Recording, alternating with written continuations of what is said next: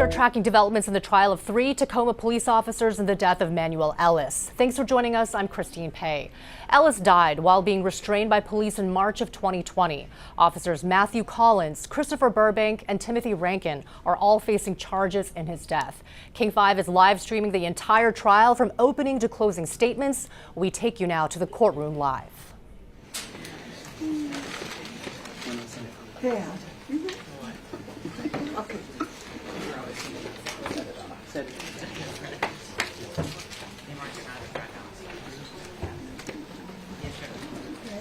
They're not coming. They're scheduled at noon.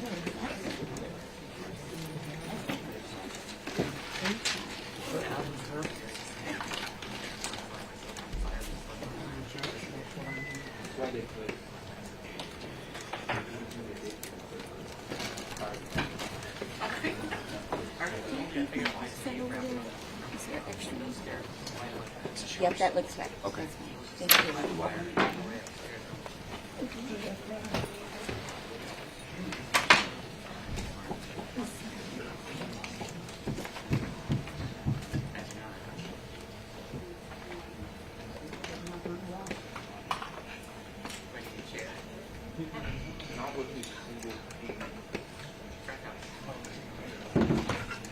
This lady is showing how tired he is. And I can get all of them, but there's so many ways.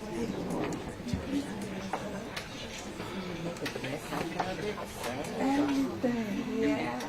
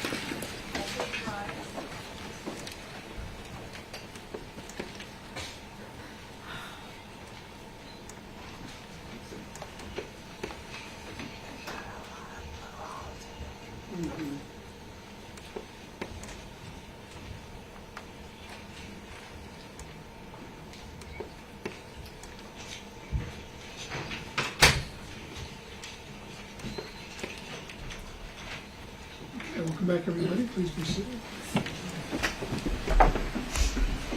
Ms. Short, continue when you're ready. Dr. Stankus, good afternoon. Good afternoon. I want to go back to the testimony regarding the evening now. Would you agree that at a certain point a patient or person is so far gone that a beating and wouldn't make a difference? Sure. For instance, someone who is dead. Sure. And this morning you were asked by me whether you ever indicated you were pro-law enforcement. Do you remember that question? I do. I'm going to hand you what has been marked as State's Exhibit 961, and I'm going to ask you to turn to, this is your interview with us. Sure. I'm going to ask you to turn to page 84, please. What date is this here? This is the May 3rd, 2023 interview. It's Exhibit 961. What page? It's page 84. And if you could go to line 6, please. Sorry, give me 1 second.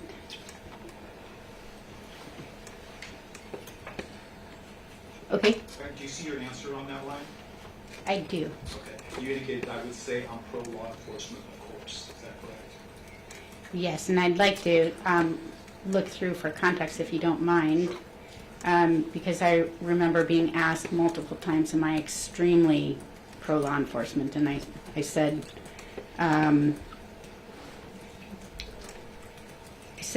yes, of course, but it's a balance.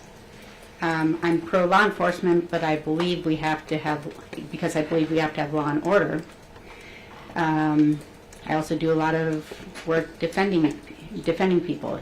I believe in, to be fair, I believe in a fair enforcement of laws and also in fair, appropriate treatment of defendants. I'd be the first person, if I thought that someone was mistreated or hurt by law enforcement, I'd be the very first person to try to help that person. So what I would say is that I feel like I'm very balanced. I'm very pro, almost idealistically, legal system and the appropriate use of the legal system on all sides for all people. Now, before we go to the, you talked a little bit about the autopsy report. Do you recall that? Yes. And you talked about pericarditis. Is that correct? I did. Okay. In the medical examiner's report, there is a section regarding the cardiovascular system. Is that correct?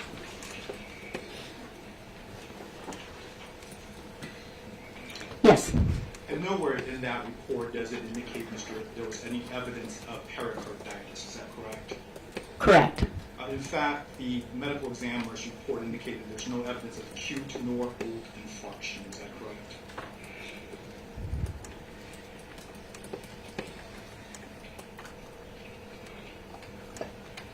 The only thing that it discusses is left ventricular hypertrophy and Doctor, my question is, does it indicate that there is no evidence of acute nor old infarction? He's entitled to answer the question asked.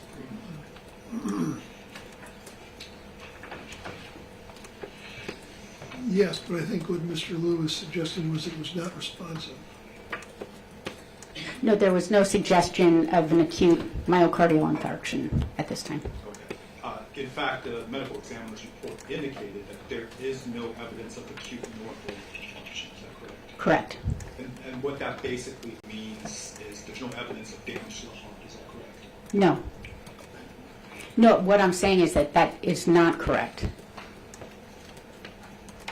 So Let me just ask. Sure. But the indication, but the report is that there is no evidence of acute nor old infarction.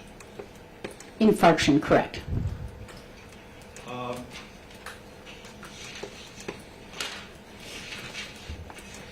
You also talked about a visit Mr. Ellis had in 2017 where he reported shortness of breath. Is that correct? I believe so. Okay. And that is in Exhibit 2013, is that correct? I have no idea. I'm sorry, Exhibit number 2013, but the visit itself was in 2017? Yes, I believe so. And are you aware that Mr. Ellis had an EKG performed around that time, in February 2017? I think he had multiple EKGs, yes. Okay. Do you recall that his EKGs show that he had normal rate, regular rhythm? If I could see the record, that would be very helpful. And I'm going to hand you 2013. Thank you. Exhibit 2013. Can you direct me again to the page number, please? Let me have you go to page number 160, please. I don't see a page number 160. Oh, well, no, I don't. I think the Bates number starts at 3275. Okay. Let me have you go to page number 4289, please.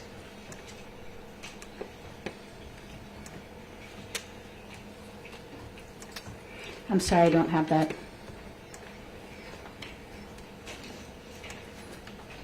I don't think this is the right group of records, maybe. Give me one more document.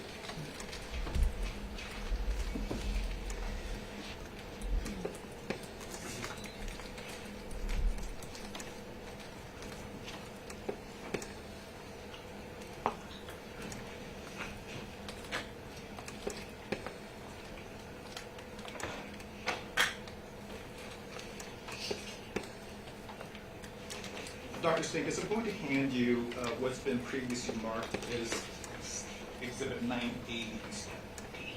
And can you refresh my memory to the page? Certainly. Can you go to page number 160?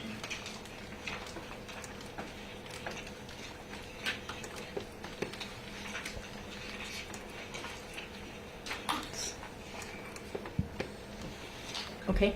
About a third of the way down on that page, under cardiovascular, do you see that?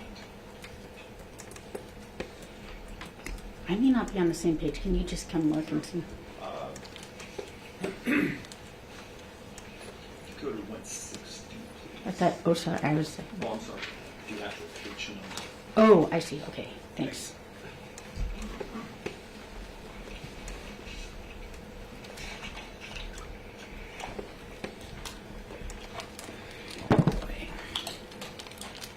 I'm just going to undo this for a second.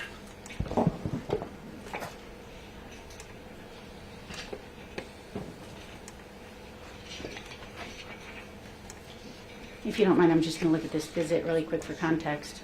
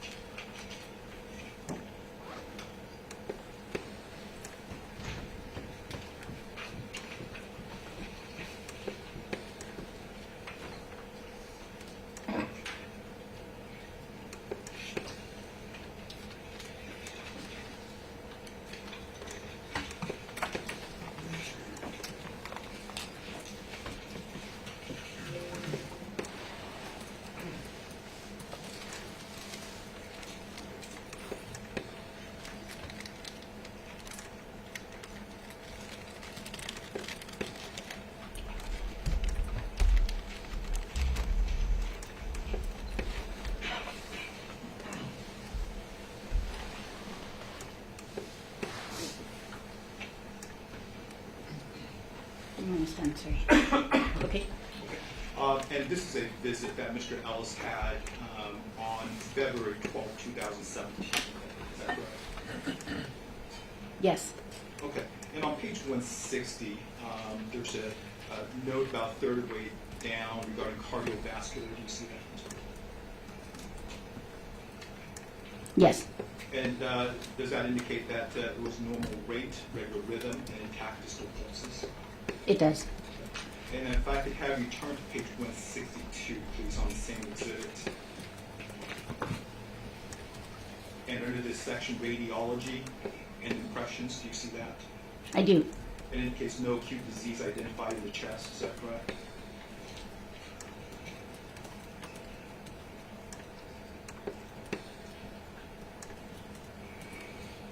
Yes, and also that the cardiomegaly from pericardial fluid had improved. So its condition, pericardial condition was improving? Yes, so the pericarditis is actually just the inflammation around the heart, and sometimes with that you get fluid also around the heart, and that can be major or minor. But in this case, I don't know what it was maximally, but it seemed to, at least just on the x-ray, have improved. Okay. And let me have you turn to page 163, please. Sorry.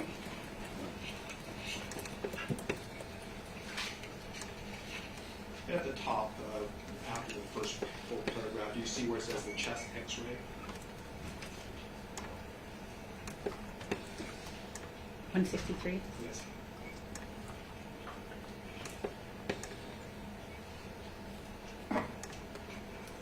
Yes. And does it indicate that the chest x-ray shows no evidence of acute cardiopulmonary processes? Correct. And going back to Exhibit 2013, this is the visit that you discussed where he was experiencing shortness of breath. Doctor, was that a visit where he had an infection from pneumonia. I would have to look at that again. I believe that was one of the issues going on with him at the time.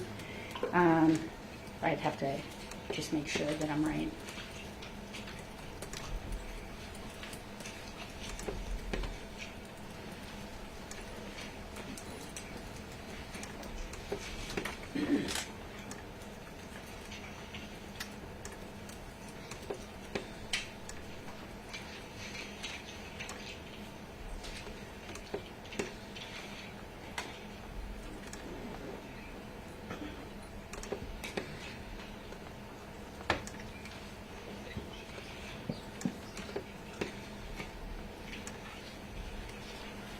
Oh, I don't have it. I'm sorry.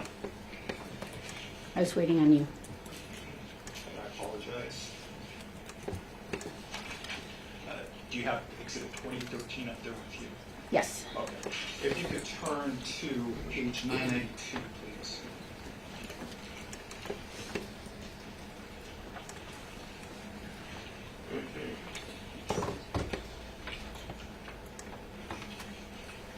Okay.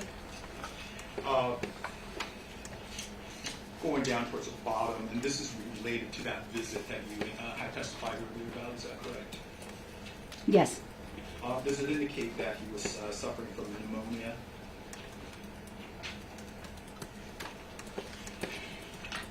Ries, he's suffering from the chronic viral pericarditis and a recent pneumonia. Recent pneumonia. Okay. And if you turn to page 993, please. Okay. And under discharge diagnosis indicates he was suffering from sepsis, is that correct?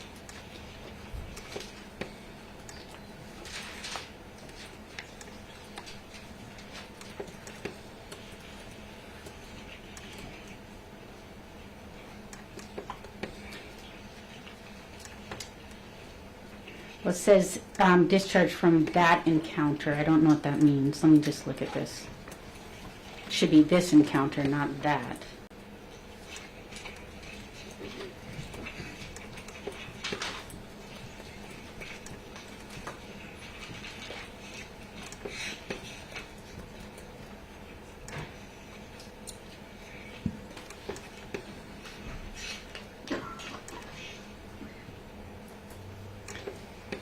Yeah, so I think what you really want to look at is, in terms of what the diagnoses are, is on page 998 and 999. And those diagnoses are meet sepsis criteria, chronic pericarditis, pneumonia, elevated troponin, and history of pericardial effusion. Oh, so Yeah. again, he suffered some sepsis, which is an infection. That's part of the reason for his visit, and he was suffering from pneumonia. Is that correct? Yeah, and let me just look at the X-ray as well.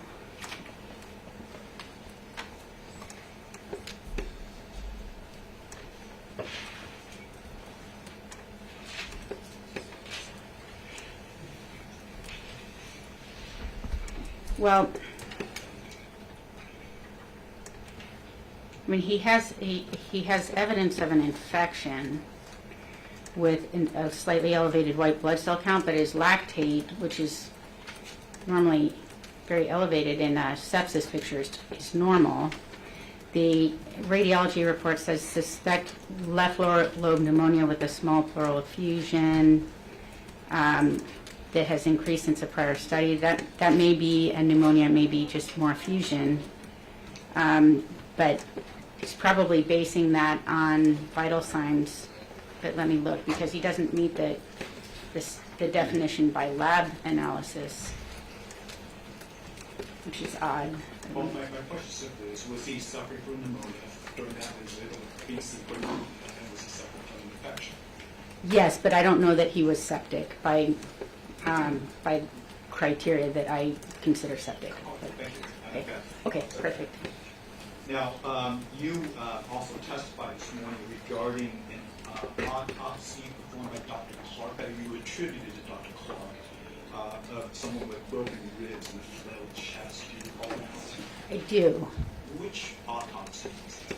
I would have to refer to you all for what was, I don't remember what the exhibit number was. How do you know that it was Dr. Clark that performed that autopsy? I believe that it was in the transcript I read on his testimony. Do you recall when that occurred? I also recall looking at those documents. There were 3 documents that I looked at, and each of them were in 3 different years, just prior to this. Do you recall a patient's name? I don't. I'm sorry. I Do don't. you have a vague recollection of what that autopsy was? I have a recollection of the description of events, injuries, meth level, and the finding. Could that have been an incident that occurred in California, perhaps? I don't recall the location. Okay, so you don't have a good recollection of that particular autopsy that you're attributing to Dr. Clark, is that correct? I mean, I have the recollection as I just described to you.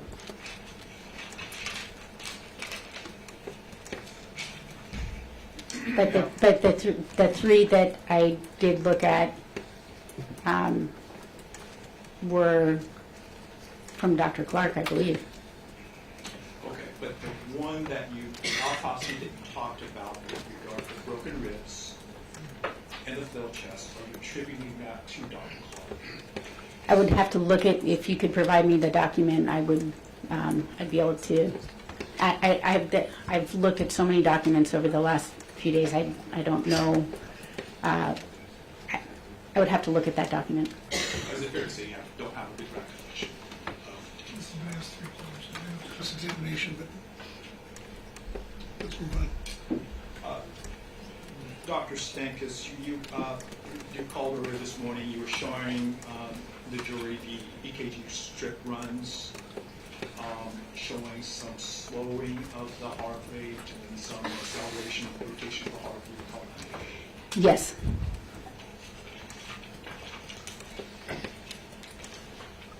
Now, during your interview with the state, do you recall being asked what type of arrhythmia develops from prolonged hypoxia? Do you recall that? I don't. If you could, depending on which of the 3 interviews you guys had with me, I may have that up here or not. Hand you what's been marked as State Exhibit 960.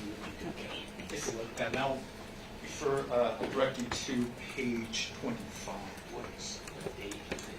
This is Exhibit 960, April 20th, 2023. Give me just one moment to review this. Sir, Counsel, would you- Page 25.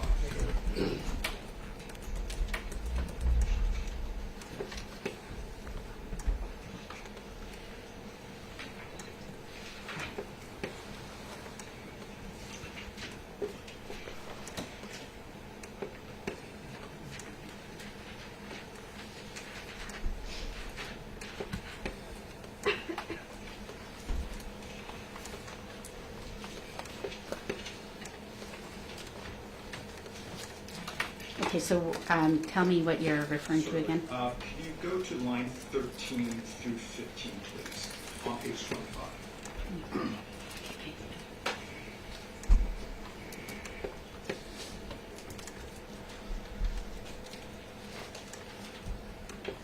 You were asked what types of arrhythmia develop from prolonged hypoxia or hypoxemia caused by positional asphyxiation. Do you see that? I do. Okay.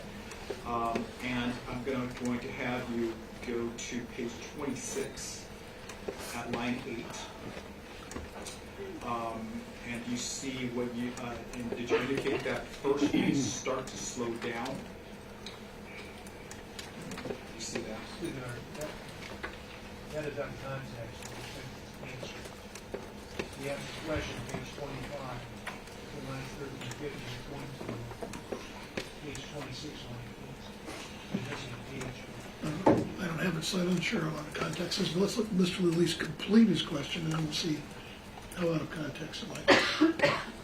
Go ahead, Mr. Lilly. Thank you, Your Honor. Dr. Stankus, in the context of answering the question, what type of arrhythmias develop from prolonged hypoxia, you indicated that it may first, and you were talking about the heart rhythm, is that correct? Yes. And you indicated that it may first start to slow down, is that correct? No, when I answered, I said first it's going to speed up, trying to compensate, Correct. and then at some point when it starts to decompensate, just as I testified earlier, so you're going to have a little bump and it's going to be cruising along for a while, and then you're going to have this rapid progressive bradycardia. Okay. So just as you indicated earlier, showing Mr. Ellis's EKG strip run, the heart will speed up and try to compensate. That's part of your answer here? Initially, and then, like I said, it's a very predictable, regular graph. It's gonna be cruising along, and then you're just gonna. Okay. And you also indicated in your answer there, certainly depending on the person, you'll see that you can see the heart over a long period of time start to then get really irritated. And you described that earlier for the jury, is that correct? Yes, I described having escape rhythms. So as the heart is recognizing that things aren't going well, it might other cells in the heart that shouldn't be initiating a beat may start to do that. Okay. And so what you're describing to us earlier is consistent with what a arrhythmia from hypoxia would look like. Is that correct? Absolutely not. I mean, I went through the whole thing, and what I said is you don't have an up and down with the heart rate. That doesn't happen. And if you're talking about a respiratory failure, what I said and what I keep saying is that you have a bump and it's going to cruise along, and then you're going to have a progressive bradycardia. You're not going to go from a rate of 150 down to 75, have a big pause, then go back to 150, and then back to that's while at the same time Lieutenant Wilson is aggressively breathing for this patient. So this is a time that we would and we know that he's doing this effectively because of the end-tidal CO2. So this is absolutely not consistent with that. Let me just clarify. In terms of talking about the heart rhythm on the strips, okay, despite what Lieutenant Wilson's doing, you're describing earlier to us a heartbeat rate that would speed up, slow down, cause because the heart is getting irritated. Is that correct? Well, the variable conduction, and keep in mind too, this is not sinus rhythm. This is not a rhythm that's being initiated from the SA node, as I explained before lunch. This is a rhythm. The atrial flutter is not a normal sinus rhythm. It's not coming from the SA node. This is an arrhythmia that is different from that. So, when I'm talking about also in the context of what happens when someone goes through this cycle that we see with hypoxia from respiratory failure, it looks nothing like what I was showing. But you would agree that atrial flutter is a common type of heart arrhythmia? I wouldn't call it common. I would say that do I see it a fair amount in the emergency department? I do. I would say AFib is much more common. I would say it's rare to see a lot of variability like this. I would call that very uncommon. But atrial flutter, would you agree, is sustainable with life? Not necessarily.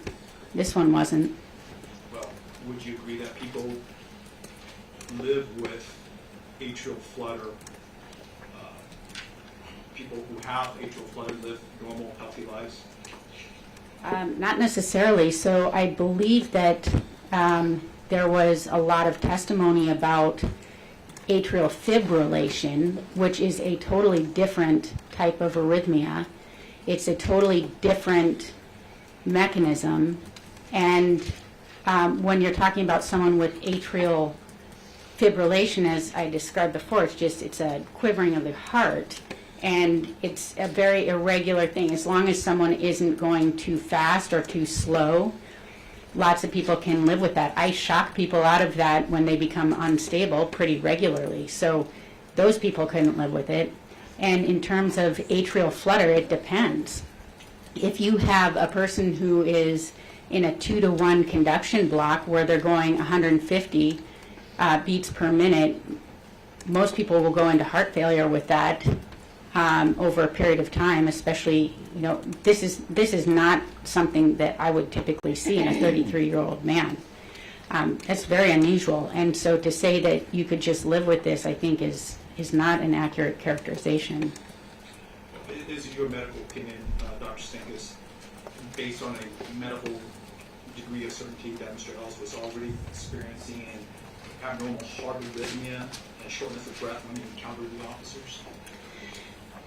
I believe that he was, at the very least, very tachycardic from the meth, which I would expect anyone who had just taken meth to have that. I also,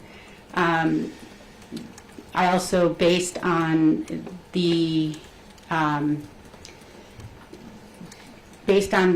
report that Mr. Ellis was sweating profusely, we call that diaphoresis. That's different from sweating. So that is something that I associate with a heart problem, a true medical problem. This is not, and I'd love to explain to you what the difference is if you'd let me. The question is, do you believe he was already experiencing an abnormal heart arrhythmia and shortness of breath when he encountered the officers?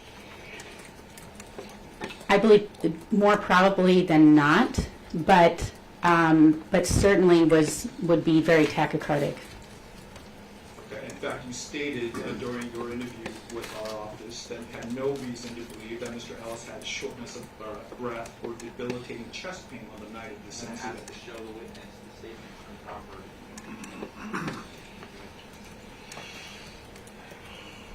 Well,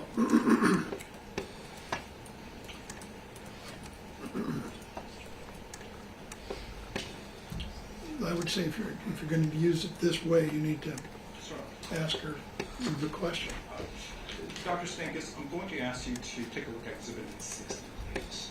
I've got it. Okay. And if you could turn to page 59, please.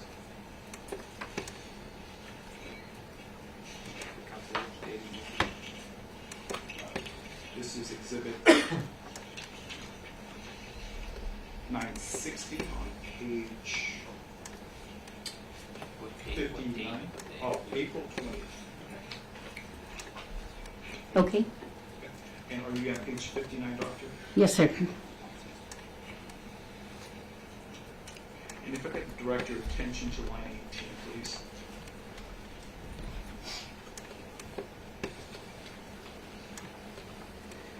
Okay. Do you see the question there where you asked? So it sounds like you're not saying that you have reason to believe that he had shortness of breath and debilitating chest pain on the night of this incident. And your answer was correct. You see that?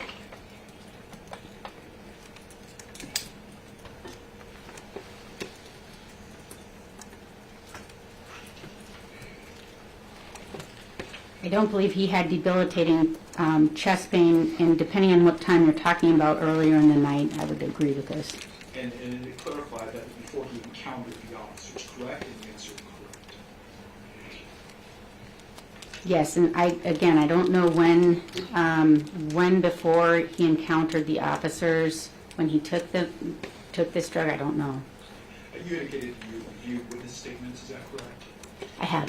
Did you review witness statements of the people who was in contact with Mr. Ellis prior to the encounter with police? Well, I reviewed a lot of things. I don't recall that. Okay. You don't recall anyone ever saying Mr. Ellis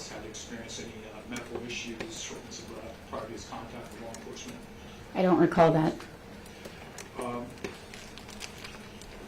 You opined in this case, and you prepared a report, correct, in this case? I did.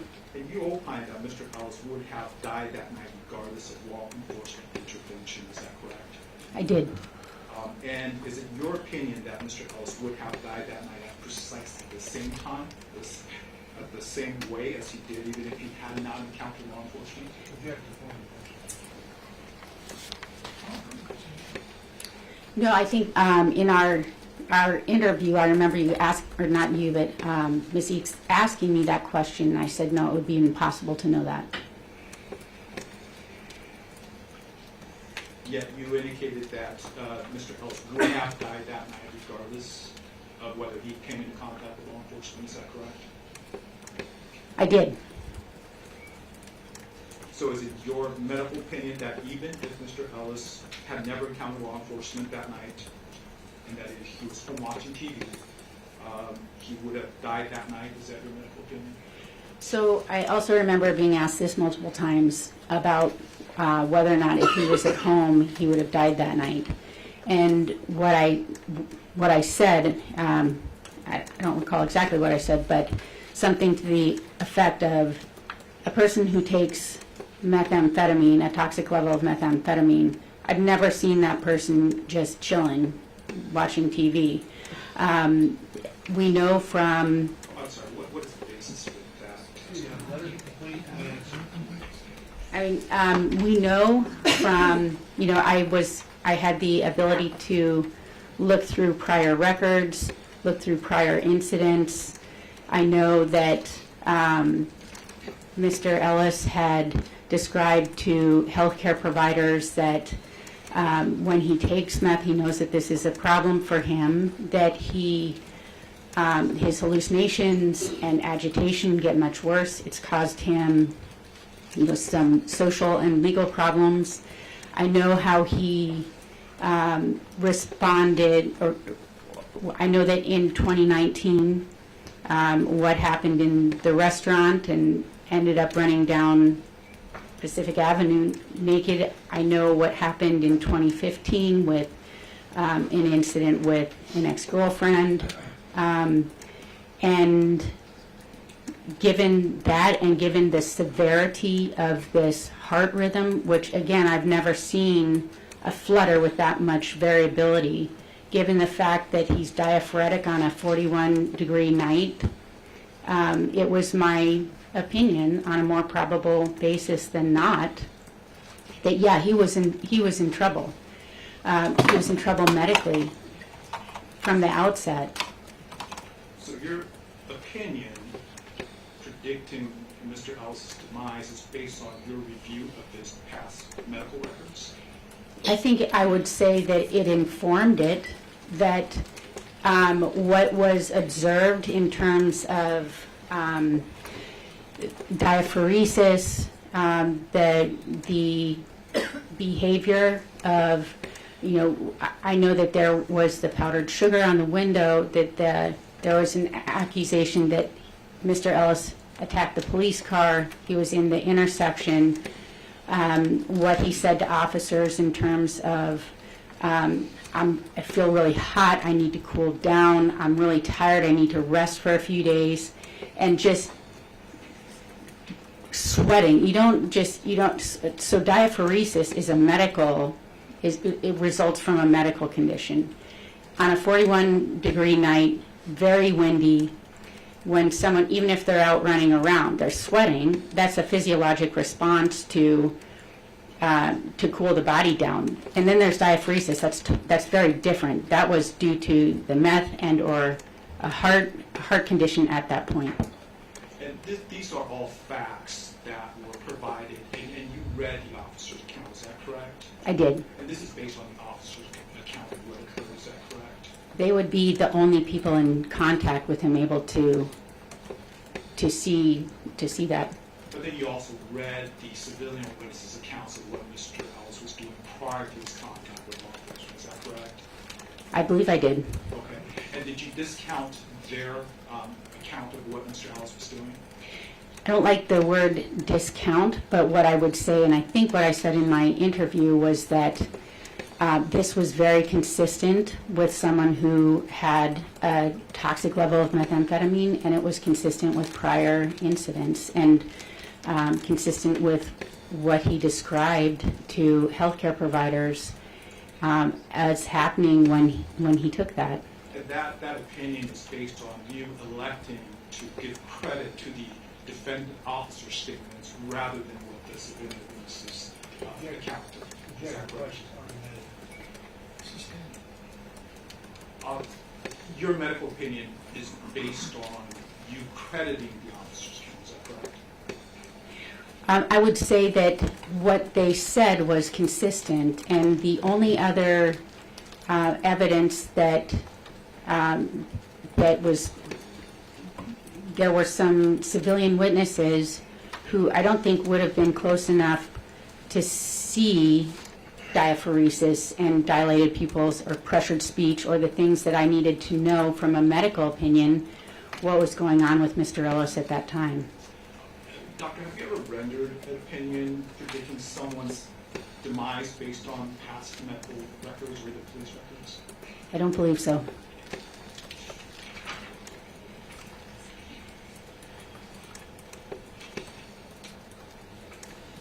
You were aware that Mr. Ellis stated he couldn't breathe, correct?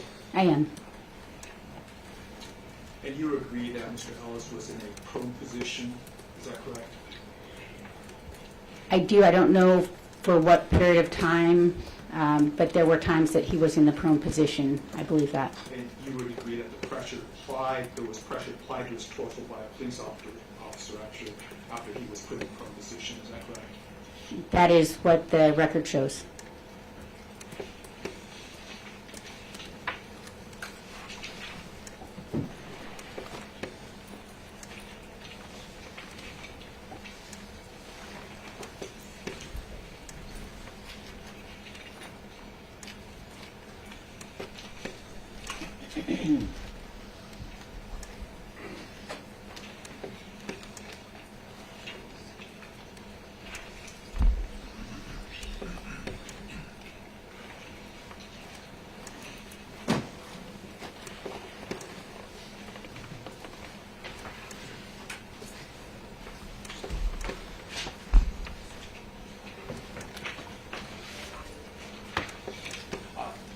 Nothing further, Your Honor. Thank you, Dr. Stankus. Thank you.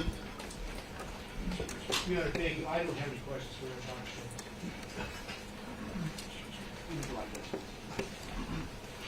Redirect. Did you say no redirect? No redirect. Doctor, thank you. You're excused. Thank you.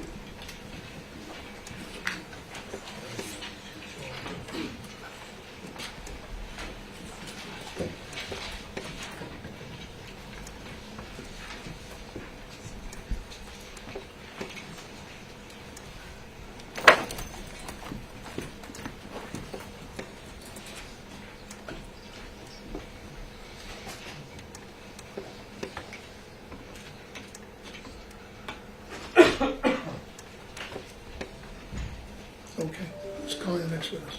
Your Honor, on behalf of Mr. Burbank, we'll be calling Chris Nielsen, but I do believe the state wanted to take up the matter before we take the stand. Okay, we'll excuse the jury for a few minutes. Please excuse us, everyone. Please do not discuss the case.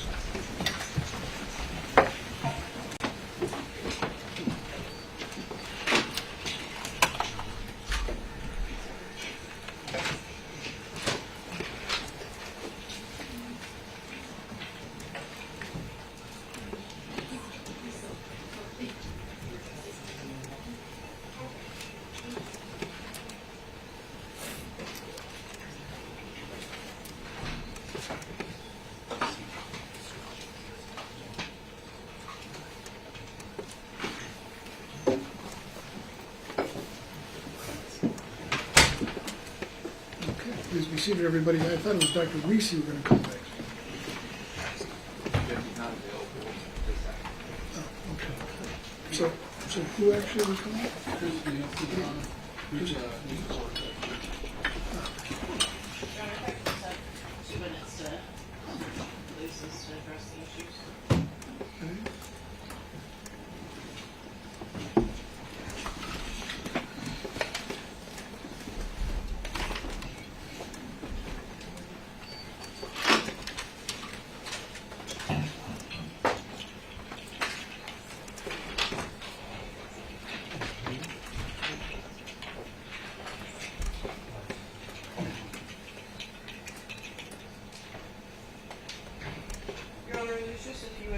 with, Mr. Nielsen. How do you spell Nielsen's name? Nielsen. S-E-N?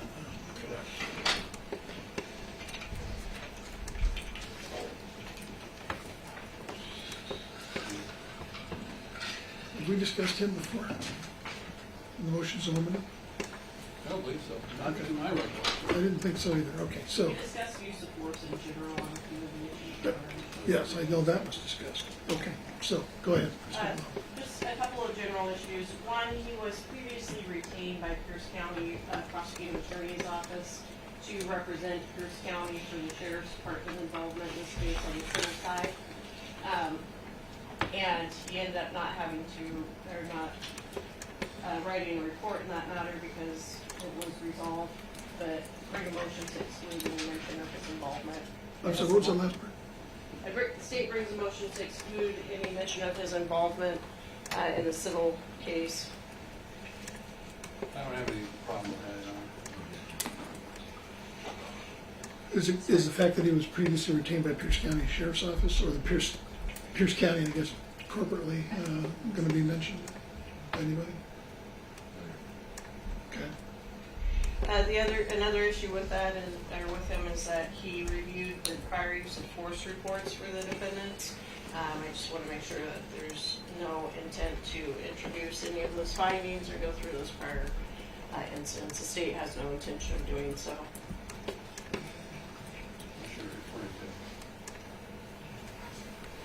He reviewed all the prior use of force reports for the defendants.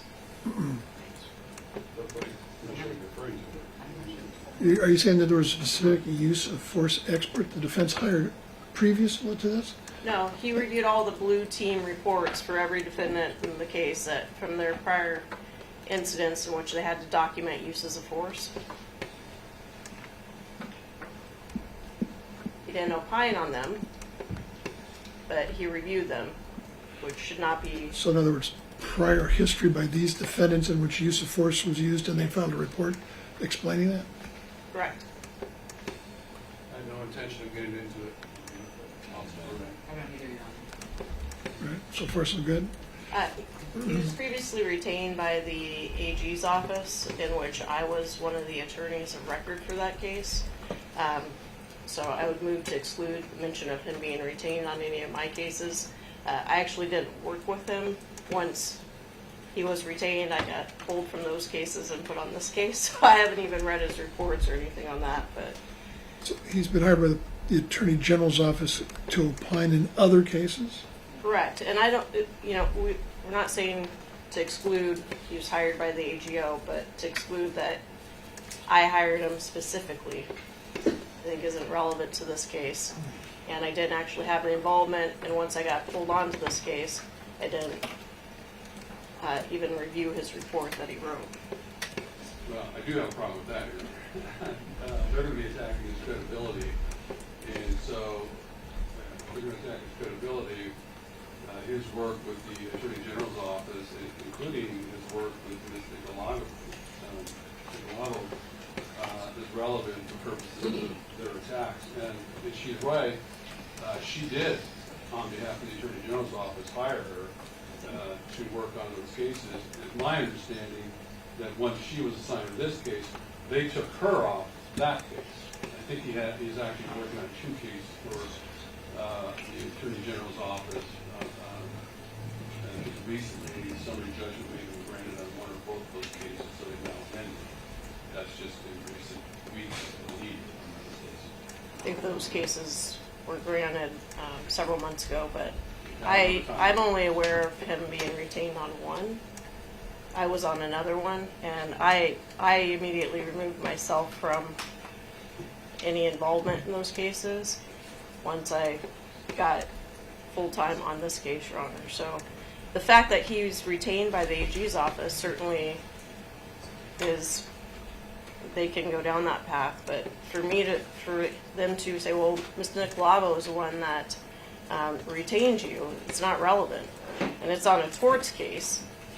It's not on a criminal case. If it's not relevant, why would it be relevant that he was ever retained by the Attorney General's office?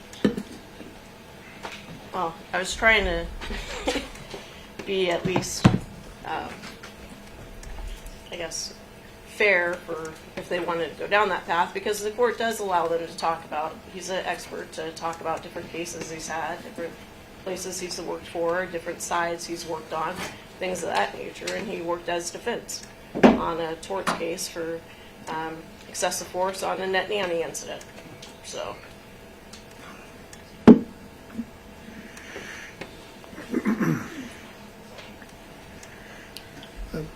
No comment about a net nanny incident. I don't know what exactly that was, but those cases usually don't involve a whole lot of force, I wouldn't think. Well, law enforcement always have a team to cover. So when an individual comes into the house to potentially have sex with two underage individuals, they have a team that.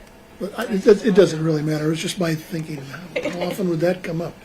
But obviously it came up at some point. Mr. Oster, you're standing. You got. All right. Just stretching his legs, I gather. All right. It doesn't matter if they weren't criminal cases, civil cases. That's not the issue. They're use of force cases, and that's the issue here. That's why he's testifying. Well, the issue at the moment is, because Mr. Nicolau seems to concede the point that you could say you have previously been retained in this kind of case for use of force expertise by the Attorney General's office, right? Yeah. What she doesn't want you to say is that Ms. Nicolavo, in fact, hired her. That's the difference, right? Correct, Your Honor. And I said to her, well, if it's relevant that the Attorney General's office hired you, why wouldn't it also be relevant that Ms. Nicolavo did? I'm not sure I got an answer to that. But. I'm not the one that makes the determination on whether or not to hire, to be honest, Your Honor, on that situation. So then you did hire her. I'm one of the team. I'm senior lead on the team, and he is a vendor with the state. So I don't know what Someone reached out to, I believe, Mr. Nielsen, put it together, and he ended up working on the case. Okay. Based on co-counsels who's more senior than I am, his direction, this is who we can get on, and he'll get on it pretty quick. Give him a call. You were lead. No, I was. Two of us were on, and they're senior, and I'm not senior there. No, I'm not senior, and I I've never worked I with thought you were the lead counsel on that particular case, whatever it was. I don't know that whether you'd be lead or not has anything to do with seniority. It might. Anyway. So the problem is that you hired him as your co-counsel did. The AGO hired him to be on the case. Okay. I'd never heard of him before. So Mr. Ferguson hired him. I had never heard of him before. I was Okay. Well, about him. we're wasting time here. So anything else from the defense? Unless you have any questions, I think it covers it, Your Honor, but I think if they're going to start tagging his credibility, then all of that's relevant, which I'm sure they are. All right. Well, whether they attack it or not, you may well mention it. No, you guys. All right. So that they was retained by the Pierce County Sheriff's Office with respect to this case, nobody mentions. Prior use of force evaluations of these particular defendants that have nothing to do with this particular case. You're also not going to go there. So that's I agreed have to no as well. intention of going into those. Looks like everybody else was nodding their head in agreement with that. Sorry, so that's agreed to. And then the fact that Mr. Nielsen had also been previously hired by the Attorney General's office, nobody disagrees with that. That can be got into. And then whether Ms. Nicolavo is one of those cases, I'll let him say that too. I don't know whether you can say it was Ms. Nicolavo that hired him, or it was a case that she was counsel on. Your Honor, we'd also ask the court to exclude reference to the prior instance of Mr. Ellis. He has in his report multiple references to his mental health history, his drug history, his 2019 incident, and I believe Mr. Arbins mentioned in his opening that you're going to hear from a use of force expert who's going to talk to you, including about those prior incidents. And I know from the prior ruling of this court, you indicated that the prior incidents are not relevant as to the use of force in this case, and I want to make sure that that is abided by all the parties.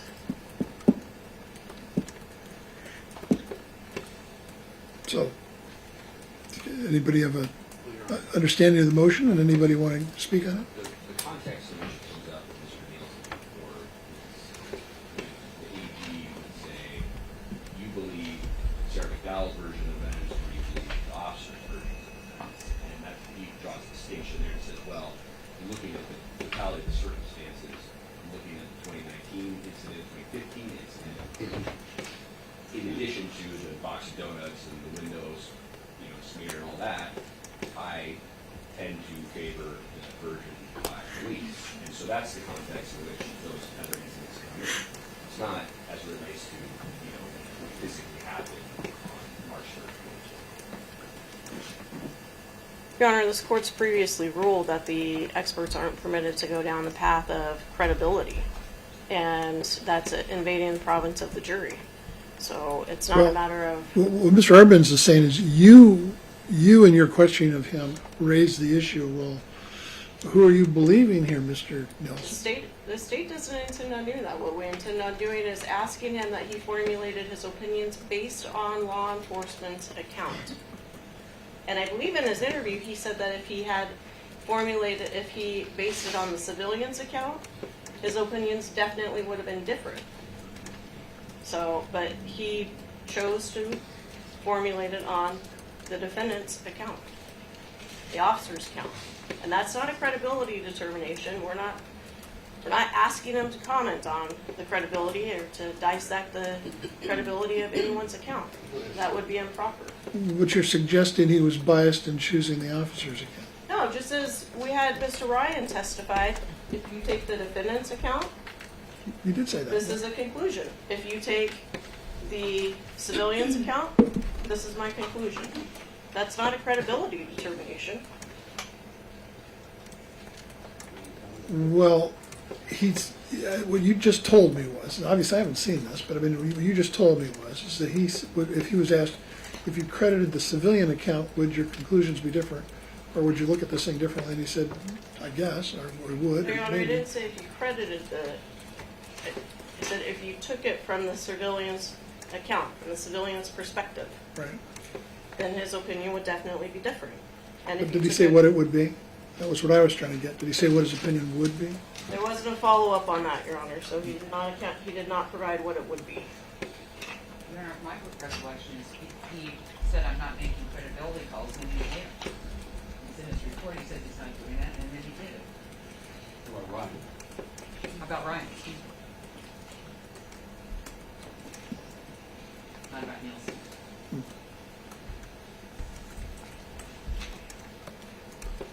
Well, I guess we'll see how this goes. I don't know what to tell you about that. It may well be that if Mr. Nielsen is questioned about his opinion and it is suggested that it hinges on the account by the officers,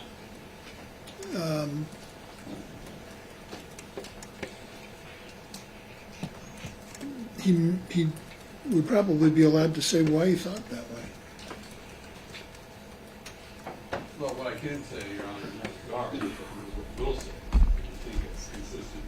You can say, he's going to acknowledge you have inconsistent accounts between the civilians amongst themselves as well as the officers. And sometimes when you're analyzing the evidence, then you got to go to the objective evidence and what supports what and what doesn't support what, and then you come up ultimately with an opinion. And I think you would acknowledge if you just said, someone's going to buy what Ms. McDowell has sold to the prosecution. I'm sure he'll have different words, but if he says that, he's going to say, yeah, if you accept that, they had no reason to try to arrest him. And if their position is they just jumped out of his car and started beating this guy up, Mr. Ellis, then he's not going to support that being a lawful use of force. And that's just basically the opposite of what Ryan does. He basically said, I accept what the trial had to say, he accepts what the officers have to say. He says then he has the ability to arrest. But then he goes on and says, then he also says the force that they used after that point in time was unlawful. That's my recollection of the testimony. He's still just standing? Yes, sir. Okay. Well, as I say, I guess we'll see. All Your right. Honor, I also asked the court to exclude his reference to his opinion on Officer Ford use of force. He opined on Officer Ford's use of force, which is not relevant or before the jury. Well, let me say this about their position has been the collective use of force. They pitched that in opening. They pitched that during examination of Ryan and others. It's always been collective use of force, without restricted to the three officers who are charged. So to the extent Mr. Nielsen is going to opine on Officer Ford's use of force, it's consistent in rebutting their theory of the case. Well, this came up during Officer Ford's testimony, and I made something of an issue, the idea that you can't just say the police should do this, the police should do that. This is not a civil case, I pointed out to Ms. Eakes. She acknowledged that. This has to do with what these particular officers did or didn't do, and I said we have to be very careful to make sure we restrict it to that. And I had mentioned earlier that in Mr. Liu's opening, he did talk about the police collectively, so there's something in what you say. But nonetheless, having said that, I'm not sure. So what about Mr. Ford's use of force? What's that got to do with this either? Well, but I guess ultimately then, looking ahead to when the court instructs to the jury, it would have to, if there's going to be an accomplice instruction or aiding and abetting instruction that goes to the jury as far as liability goes, it's going to have to be put in there that we're not talking about unnamed accomplices. Unnamed Well, aiders listen, and abettors. It has to be restricted to the people who are charged. You know, this is a little premature, as I mentioned Yeah, before, but as I mentioned too, during the motion to dismiss at the end of the stage case, I said specifically that an accomplice instruction as to Officer Rankine was out. Correct. Because there's no way that if Burbank and Collins, by the state's theory of this, colluded as accomplices to commit, as I understand, either assault in the third degree, either assault in the second degree, assault in the third degree, or unlawful imprisonment, that there's no evidence at all at this case that Officer Rankine knew any of that and couldn't have known any of that. You know, if he did somehow know something about it, I don't know how that would be, telepathically or something, because there's simply been no evidence of it. So that would certainly go for Officer Ford, right? I mean, none of the officers coming to the scene after Burbank and Collins, after Rankin and Ford, could also have been accomplices in the original assault 2, assault 3, or unlawful imprisonment, right? What am I missing? All right, so it goes back to the same thing. Officer Ford's conduct's got nothing to do with this. But what I would say, that goes to the felony murder charge that's charged. Yeah. And they, I believe, have also offered an instruction on accomplice liability as a reckless manslaughter, manslaughter in the first degree. Now, I don't think you can be an accomplice to a manslaughter in the first degree based on recklessness or even a low negligence. But I think that's the way they, at least their proper instructions go. So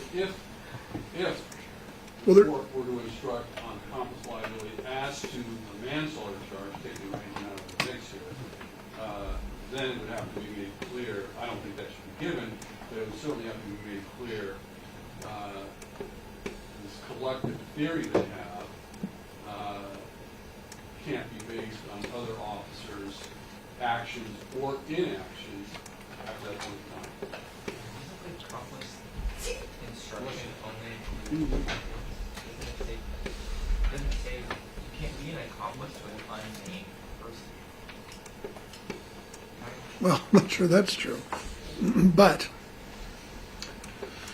in order to be an accomplice, you have to be taking actions to support the crime, not just any crime or a crime. The Washington Supreme Court's been very specific about this. So what was the crime proposed? Manslaughter, or either first degree or second degree, does not include an intentional element. It's a matter of behaving recklessly or negligently, aware of the substantial or likely risk that a death may occur. And choosing to ignore that.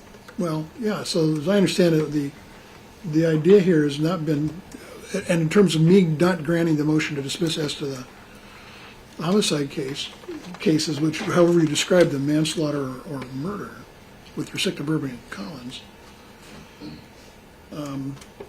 I've said that what has to be the case is that the conduct of the subsequent officers isn't so much that it's accomplice liability, but that was a foreseeable risk to Burbank and Collins that subsequent officers would engage in that kind of conduct that resulted in the death of Mr. Ellis, which is difficult. As I say, that's a difficult, it seems to me, thing for the state to prove. But it's largely a jury determination. So I did not grant the defense motion. But I talked about the narrow path that the state was on here.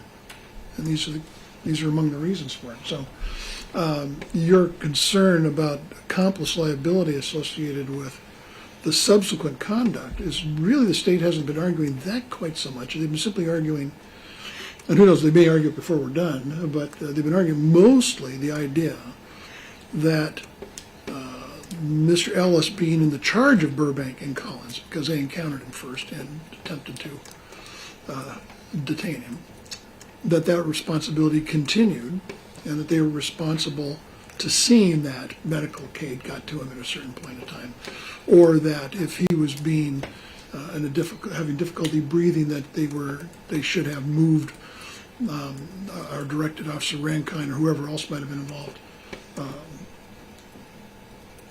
to keep Mr. Ellis in a other than prone position, or to have him seated up, or to place him in a patrol car, any number of other things that would have meant that he was not in a prone position. I think their argument is that their responsibility for that didn't end with the other officers arriving. I think that's been most of the argument they're making here. As I say, by the time we're through, there may be something else. But as for accomplice liability for all of that, again, it's hard to be an accomplice to somebody who doesn't know that there's a crime being committed. Just as it's almost difficult, it seems to me, for someone to, just as the Supreme Court has made it clear, you can't be an accomplice unless you know a crime is being committed, and you're then taking action in furtherance of that crime. So I'm not sure accomplice liability is anything but a red herring here with respect to anybody but Collins and Burbank inter se. God, I got to use a little Latin. That's great. Well, anyway, so so as far as that goes, it seems to me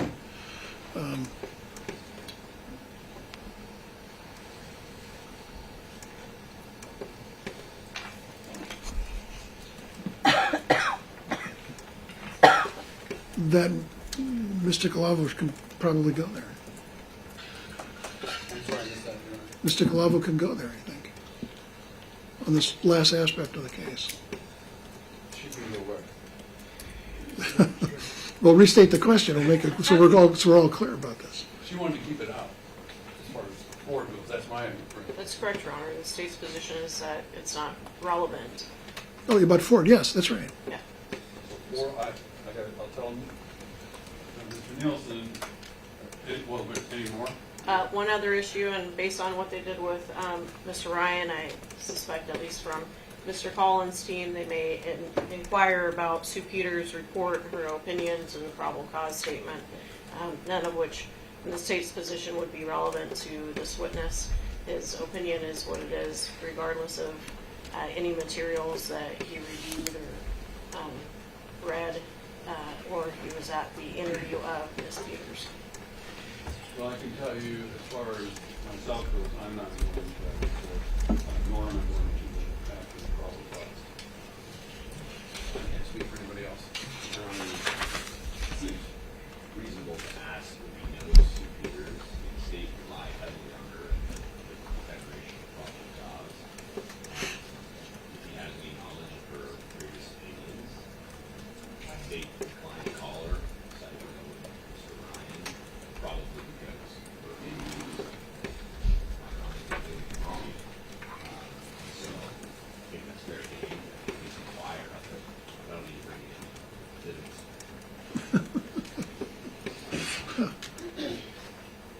Okay. Ms. Bremner? We're not intending to get into the report. She's pretty damning to us. Well,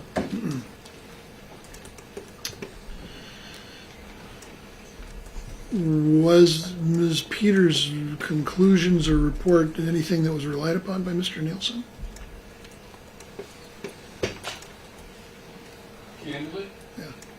no. All right, well, we're going to have a break now because it's time to do that. You can talk to Mr. Nielsen about that before we get back. I have talked to him about it. In fact, I talked to him this morning. Right. And he doesn't credit that much in terms of his own opinions, I take it. I'm not going to give you the exact words, but what he saw, what he read, it had no impact on his opinions. Okay. Again, all I'd say, Your Honor, is that she's a local person that does the same type of work that he does. I think I can ask him about that. If he knows her. What would the point be? To say that they're shopping around, 20 people in, they're not paid. There we go. It's got nothing to do with his opinion. Well, it does. It has to do with the state's entire theory of the case. But this is the whole deal about the state's bad motives and conduct and all that kind of stuff that I've always regarded as being not relevant to the jury's determinations. It may be relevant for lots of other kinds of reasons if there is in fact bad.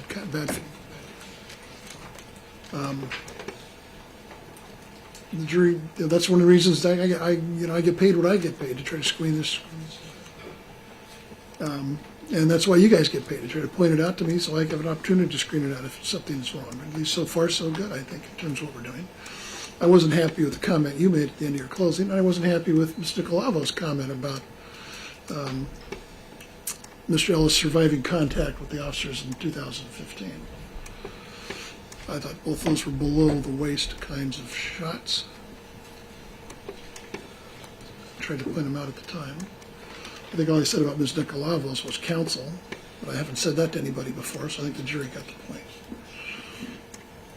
And we specifically told the jury about the one that you were involved with Mr. Arbenz. I recognize in the heat of combat these things happen, but sometimes it's not entirely in the heat of combat, and it is at least sometimes well thought out. What happens anyway? All right, we'll take our 15-minute recess. I'm going to talk to Mr. Nielsen before we go. Yeah, let Mr. Arbenz have this opportunity to do that too, and if he's come back with some better information about it. What I meant was,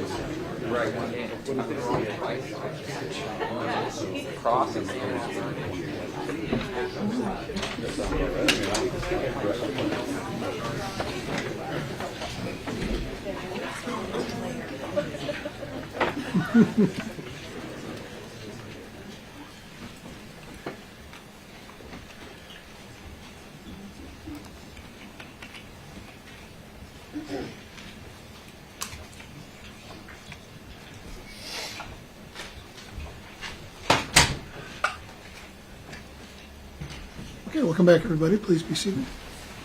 Mr. Fricke, your next witness. Yes, Your Honor, we have Officer Burbank, we call Chris Nielsen. Mr. Nielsen, please come forward to right about here, and then raise your right hand to be sworn. Solemnly swear or affirm that your testimony in this cause will be the truth, the whole truth, and nothing but the truth? Yes, sir, I do. Thank you very much, sir. Have a seat right there. Please state your name and please spell your name. My name is Chris Nielsen. It's spelled C-H-R-I-S. Last is N-I-E-L-S-E-N. Good afternoon, Mr. Nielsen. Good afternoon. Can you, let the jury know what your occupation is or occupations are? I'm currently full-time employed as a training sergeant for the city of Renton. So I'm a commissioned police officer. I'm also a licensed attorney, and I run a consulting business as well. And how long have you been an officer, commissioned officer? Going on 13 years. And how long have you had a consulting business? I think since around 2017. And what does your consulting business entail? I often am retained by law firms in the realm of police practices. So often there's litigation involving a variety of police practices, and because of my background and my professional experience, I give consulting and provide oftentimes testimony in matters such as that. And have you consulted in issues involving the use of force? Many times. How many times would you say over your consulting business career? I've been retained well over 100 times, and I think I'd probably say maybe 2/3 over use of force cases. Okay.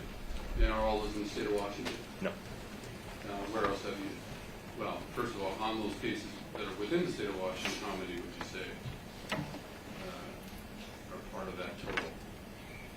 The majority. Okay. Yeah. And how many times have you testified in, first of all, the state courts of Washington? Well, as an expert, Yes, as an expert. I don't think I've testified in state court. I've testified in federal court. Okay. How many times in federal court? Two. And how many? But you said there's been what, upwards of 100 cases where you rendered an opinion. I haven't rendered opinions on all of them. Okay. How many would you say? Maybe 90-ish. Okay. And that's the state of Washington. correct? Correct. And how about out of state? Out of state, I haven't. I've been retained by a few clients out of state, Okay. but those haven't progressed as far as litigation yet. Some are pre-litigation. That happens from time to time. Right. In a lot of cases, you don't testify in, they get settled pre-litigation or pre-trial. Is that correct? Most. Okay.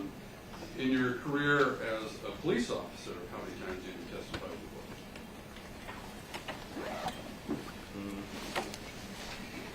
It's hard to say, but probably less than 20. And the people you end up retaining you for your services as an expert consultant, who have you been retained, for instance, by the Attorney General's office? I have. On how many occasions? I think I've had 5 cases with the AG. Okay. And was one of those cases, at least one of those cases, include Ms. Nicolavo as the co-counsel that you retained on? Correct. And you had direct contact with her in those cases, that particular case? Correct. Do you recall when that was? I think it was maybe 2021, 22-ish. And did she subsequently get off that case after getting involved in this case, to your knowledge? Yeah, we didn't work together for very long. Okay. She was reassigned, as far as you're aware? That's my understanding. Okay. Now, prior to becoming a police officer and then having your consulting business, did you have another occupation? I didn't. And what was that occupation? I was and still am a licensed attorney. And did you work as an attorney at that time? Yes. And who did you work for? I work for the King County Prosecutor's Office. And how long did you work for that office? There were two different occasions. One was as a paid internship while I was in law school, and then once I graduated, I was offered a job there, and I worked there for about 6 years. And that was prior to becoming a police officer? Correct. And why did you decide to have a career switch at that point? Or do you consider it a career switch? Yeah, I do. I'm just trying not to disparage lawyers. No, I'm kidding. That's fine. No. As you know, we're used to it. Yes. Try being a cop.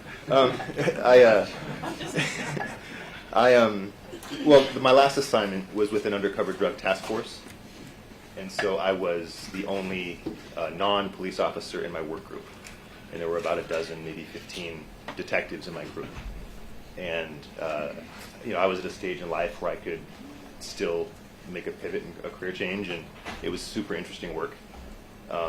Most of the people were very competent, smart, funny. They were making as much or more money than I was, and so I tricked my wife into letting me change careers and go down that path. Good. And so if you would, Mr. Nielsen, just give us, the jury, I should say, a general synopsis of your educational background, first of all. Beginning with college, I got a 2-year degree from Bellevue College in, I think, the year 2000. Then I went to the University of Washington. Bless you. I went to the University of Washington, where I graduated with high honors with a degree in psychology. And then, that was in 2002, I enrolled at the Syracuse University College of Law in Syracuse, New York, and I graduated there with high honors as well. And while I was there, I studied political science, and I earned a master's degree in political science as well. And then you became a practicing lawyer. What year was it again? I passed the bar in 2005. Okay. And then subsequently, again, you started working for the Renton Police Department, which you still are working for, correct? Correct. And what are your job obligations there? I'm currently the main supervisor of our training and hiring unit, and so it's a pretty broad assignment. I am in charge of all of the vetting and hiring of new police officers, and from the time that they're hired through their entire career, I oversee all of the training that they get. So I oversee their initial assignment to the police academy, and then once they get out of the police academy, I oversee the field training program. Once they're done with field training and they become a non-probationary officer, I oversee all of the training that the police officers get, from emergency vehicle operation to firearms, less lethal tools, legal update, use of force. Every training that the department does gets funneled through me up the chain and back down to our training cadre. And how long have you been in that position? About a year and a half. And prior to that position, what were your responsibilities? Prior to that, I was a patrol sergeant for 2 years. And were you also responsible for certain aspects of training prior to becoming the head person of training?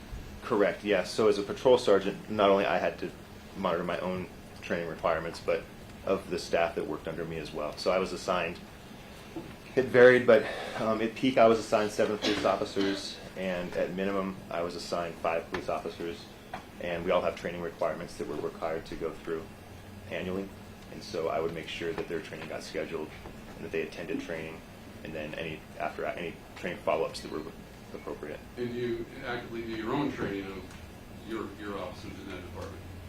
Oh, from time to time. Mm-hmm. Yeah, less now that I'm a supervisor, but in the past? Yeah. And do you train in the areas of use of force of police officers? Yes. And what does that entail? It pretty much runs the gamut, and so I'm a firearms instructor in my department, and so that's my most hands-on role of currently. I oversee the firearms program as well, and then everything under that, really. I mean, we do from like case law or legal requirements for force to actual force practices. So that would involve like defensive tactics. You might say like hand-to-hand tactics. It would involve the use of less lethal tools, like OC spray, tasers, projectiles or impact weapons like batons, or you might know them as like rubber bullets. When I was on the SWAT team, I taught SWAT tactics for a lot, and then patrol tactics as well. And so oftentimes high-risk vehicle stops, or how to clear a structure safely, like street contacts with people, like those kinds of things. And you indicated that you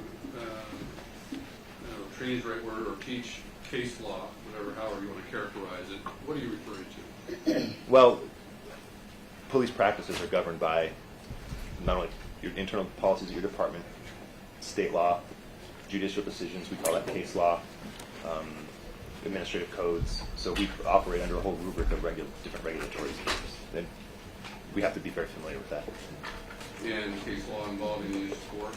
Yes. So, generally speaking, as it relates to the use of force, are there specific concepts you start out with in analyzing the use of force case? Yeah, and it will depend on the nature of the force used or the event, but yes. Okay. And what are those concepts? Like, can you be a little more specific? Well, for instance, you've heard of the Graham factor? Yes. Okay. What is that? So the Graham factors stem from the case of Graham v. Connor. And Graham v. Connor was a U.S. Supreme Court case that detailed the circumstances under which and the appropriateness of force. And so it's kind of the linchpin for a lot of force decisions that police officers make.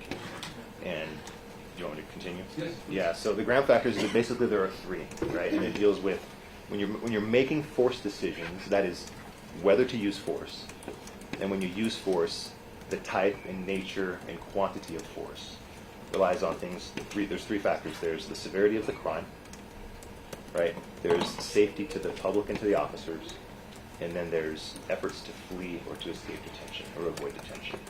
And so there's a balance between those 3 things that guide both the initial decision to use force, period, and then once force is used, how. And does it all boil down ultimately to reasonableness? Yes, and that's one of the key concepts in police practices in general, is because the field is so diverse and so unpredictable, and just things happen so quickly that there is very, very few circumstances when there's just one middle of the road way of doing things. And so that's why we're judged by what's reasonable under the circumstance. And it's consistent with the Connor case. You have to take into consideration what happened in the incident that you're addressing. you put yourself in the shoes of an objective officer at that moment in time. Yes, it's the officer at the time, or an officer under substantially the same circumstances, knowing what the officer knows and perceiving what the officer perceives at that time, with the elimination of hindsight. And that's a concept that's embodied in state law as well, to your knowledge? Yes, state law and almost every department use of force policy. And you, in this case, you've looked at have you not, the Tacoma Police Manual on Police Practices? Yeah, this case and others, but yeah, this case for sure. For our purposes, this case. Yeah. And it's embodied in that as well? It is. And have you read the sections in that manual that involve use of force? I have. It's a big policy. I haven't committed to memory, but I have looked at it. Okay. You recall the essence of it, however? Yeah, most use of force policies are pretty close. Okay. And there's variants. Some are more elaborate, some are less elaborate, but generally speaking, they're pretty close. When you train, and we're going to restrict it to the use of force principles here, or here on out, heard the term quantum of force or proportional force. What's the difference between the two? First of all, what's quantum of force? It would probably be easier to start Okay, with let's proportional force. start there. Yeah. So I think to the untrained, people talk about proportional force or proportion, and when you talk of things being proportionate, like a 1-for-1 would be directly proportionate, right? Whatever thing you're measuring, 1-for-1 is a direct proportion. And when you're making force decisions, or when you're trying to carry out a lawful objective, like arresting somebody, police officers are trained that you can't exercise proportional force in a 1-for-1 way, because you have to come into a place that's a little bit higher than what the person is giving you as far as resistance. So, for example, if I try to arrest a person, that person open hand slaps me, the 1-for-1 response would be to open hand slap that person back. And we could just go on doing that back and forth, slapping each other, right, ad nauseum, until one of us passed out. But that's not what we're trained to do. So if someone, using the same example, open hand slaps me, right, I'm trained to go, police officers are trained to go a step higher so they can overcome whatever resistance they're being met with in order to take the person into custody. So by definition, force events are disproportionate, but not in a broad way. They have to be slightly disproportionate to overcome the resistance that you're being given by the subject, which then quantum of force comes in. And then, so explain what quantum of force. So quantum of force is closely related to the Graham factors. And when we talk about quantum of force, that is, you're weighing the likelihood of injury or a bad outcome with the person that you're using force on against what they call the government interest, which is just kind of a fancy way of saying, like, how important is it that you arrest this person, which is another fancy way of saying the severity of the crime. Okay, so you wouldn't, for example, if you respond to a Walmart to arrest a person who's being detained for shoplifting, and they start to struggle with you, you wouldn't automatically just tee off on them, start walloping them with a baton, absent other circumstances, because there's a high degree of injury for a relatively low-level event. So the quantum of force deals with the relationship between how much force you use and what you're trying to accomplish, right? And so you're always kind of trained to say, okay, essentially, is the juice worth the squeeze, I guess is a very basic way of putting it. If I'm going to use force on this person, how much, and is it justifiable in that sense? Is this important? Like, on the other end, if you're like trying to arrest someone who's a multiple murderer, you would be justified in using a fair bit more force, depending on what that person exhibited, because there's a higher interest there. And the interest, is it accurate to say, whatever the interest is, that can change during the course of the interaction with that particular individual you're trying to convict him in the context of an arrest, for instance. Yeah, very much. Like, going back to the shoplifter at Walmart example, if that person pulls a knife on you, then it's a much, much different encounter. Then you're no longer dealing with just a shoplifter at Walmart. That's a much different encounter. And what are the different types of force that you teach? Like specific tactics. The quantum of forces from verbal to legal. Oh, okay. So we would call that like levels of force, Okay. for example.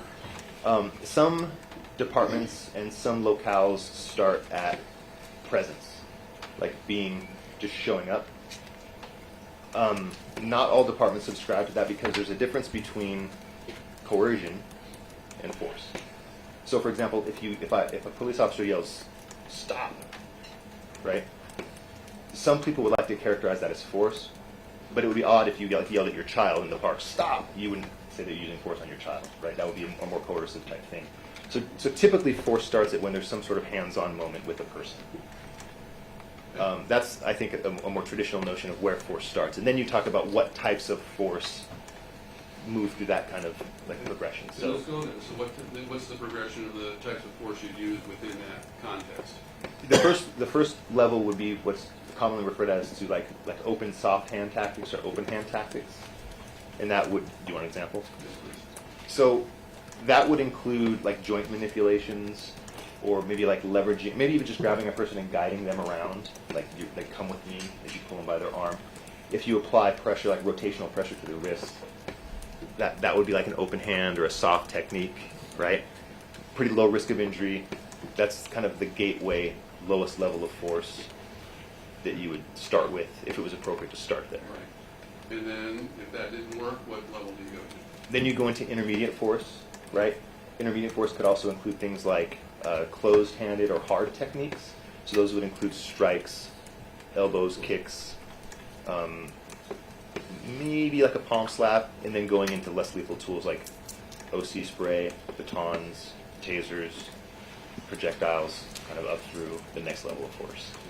And how about LV&R? LV&R would be an intermediate level use of force. Well, okay. It's changed. Right. Well, back in 2020 and earlier than that, LV&R was used. Yeah, and it's and even then departments treated it differently, and so some would characterize it as an intermediate level use of force. Others would characterize it as lethal force, depending on the department. And you mentioned the use of tasers being part of what you said, intermediate use of force. Correct. You had training in tasers? Yes. And Taser, by the way, is that a company? Yeah, Taser is like I think we call them electronic control weapons, or there's a variety of acronyms that they've evolved over time. But electronic control weapon or electronic control device, but the common brand name is Taser. Okay. And was there a company Taser that bought out later on by another company that actually? I think Axon, the people that make a lot of the body cameras now, I think they assume Taser, but we still call it Taser. All right. And I don't know how you got training from the company, then train other officers in the use of tasers? Yeah, so Taser comes out, and they'll do a training, and then annually, to carry a Taser, you have to go through annual Taser recertification, and all the training that comes out is from Taser, and it's a very specific training regimen that is vetted by Taser, and they won't. If you train differently than from what Taser wants you to train, then they won't support your uses of force with their product. And you have their support? Yeah. Support through the training guard? Yes, in the department, yeah. Okay. And as part of that training that you received, does it include how the actual Taser works? Yes. Okay. Can you explain that to the jury, please? So, you may have heard, or I don't know if it's come up, the term neuromuscular incapacitation, NMI. And neuro, meaning of the brain, muscular, obviously muscles. And what the Taser does is it applies a small electrical charge to the person, which interferes with the brain signals to the muscles. Okay? And what the person being tased will experience is they'll feel like their body's locking up. If it's an effective Taser application, which we'll talk about here in a minute, they'll feel like they're locking up. But if the police officer dealing with the person, they're not actually like stiff. You can still manipulate them. But the electrical signal from the brain to the muscles is essentially hijacked, so that they can't move if it's done correctly, if it works like it should. And it does that through the application of electricity. Do you want to go on? Yes, please. Okay. So the way that the Taser electricity works is that there's two components to the electrical output of the Taser. There's the voltage, and the amperage. And the voltage is essentially a measure of the pressure of the electricity coming out. So the taser will modulate the voltage depending on if it's a good connection or not. And that's because, for example, if you tase somebody wearing like a big heavy leather jacket, or if they have multiple layers of clothes on, the electricity won't contact the person's skin. So using the big heavy leather jacket, let's say it's a big, like a Carhartt jacket or a big bulky jacket, and you apply the taser to the person in dart mode, which when you depress the taser, it fires two small barred darts that are projected pneumatically. So there's a small air cartridge that you fire and it goes pop, and it sounds like a low caliber gunshot. The probes come out, and if they contact the person, effectively the taser will modulate to the lowest necessary pressure, which is voltage, for it to work. If it doesn't get a good connection, if you have like a down jacket, like I said, or a Carhartt jacket, it'll ramp up the voltage to make the connection with the person's skin. So that's the voltage portion. The other portion is the amperage. And the amperage of a taser is between 2 and 3 milliamps. That's 0.002 to 0.003 milliamps. So by comparison, your wall socket that powers your desk lamp, or this microphone maybe, is 15 amps, probably. So the voltage, or the power of a taser, the power of this microphone, for example, is about 6,000 times more powerful than the electrical shock of a taser. So oftentimes people say, oh, it's 50,000 volts. Well, that's the pressure, but the amperage is the important part. The amperage is the part that will hurt you. And it's very, very low. Like I said, it's 0.002 to 0.003 amps. Way less than 1 amp. And I mean, part of the use of force in all applications, but talking about the tasers, is there a risk of serious harm or death by using a taser? Well, the biggest injury risk for the taser is usually the person falling. And so what do you train as far as when to use a taser or when not to use a taser? Yeah, so you typically, the training cautions against tasing people from elevated position. So you probably shouldn't tase people like on the stairs, or if they're standing on the hood of a car, or if they're like on a balcony, or if they're running. We don't tase people when they run, typically, riding a bicycle, because they fall and hurt themselves. But the risk of injury from electricity is exceedingly low. It could happen, but with every use of force, there's a risk of a bad outcome.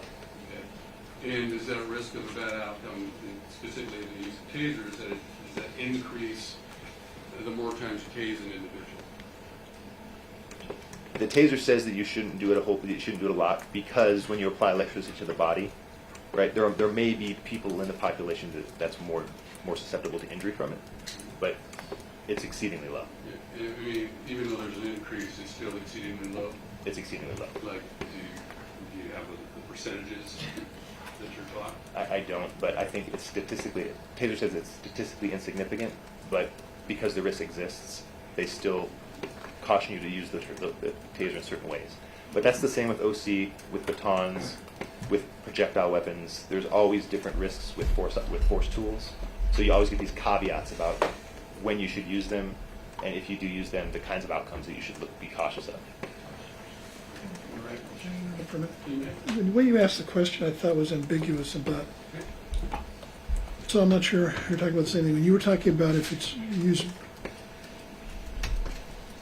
if the taser is repeatedly used, you're talking about towards the same suspect or subject. And I'm not so sure that he wasn't responding that in the whole general population, there are maybe some people who are more susceptible, and therefore if you use it a lot, you're more frequently chance to encounter them. I don't know if that's what he was trying to say or not. That's a fair interpretation, but no. Okay, good. Well, I'll make it more clear. Thank you, Ron. So I'm talking about a single subject. I'm talking about if you use a taser on more than one occasion within the same basic time frame on a single individual. Yeah, and let's say the time frame is the same event, because if you did it like over the course of a month, that would obviously. Of course, yeah. Yeah. So on the same force event, yes, that there are certain people in the population that may lead to a bad outcome, but the amperage is so low on the taser, it's designed not to injure people. Like, for example, amperage doesn't begin to really hurt you. Like 1 amp could hurt you, 10 amps could hurt you bad. Your wall socket is probably 15 amps. So if you put a fork in your wall socket, you're far more likely to be seriously injured than by being tased. And even though the risk increases if you're using it multiple times, it's still relatively insignificant. Do I understand that correctly?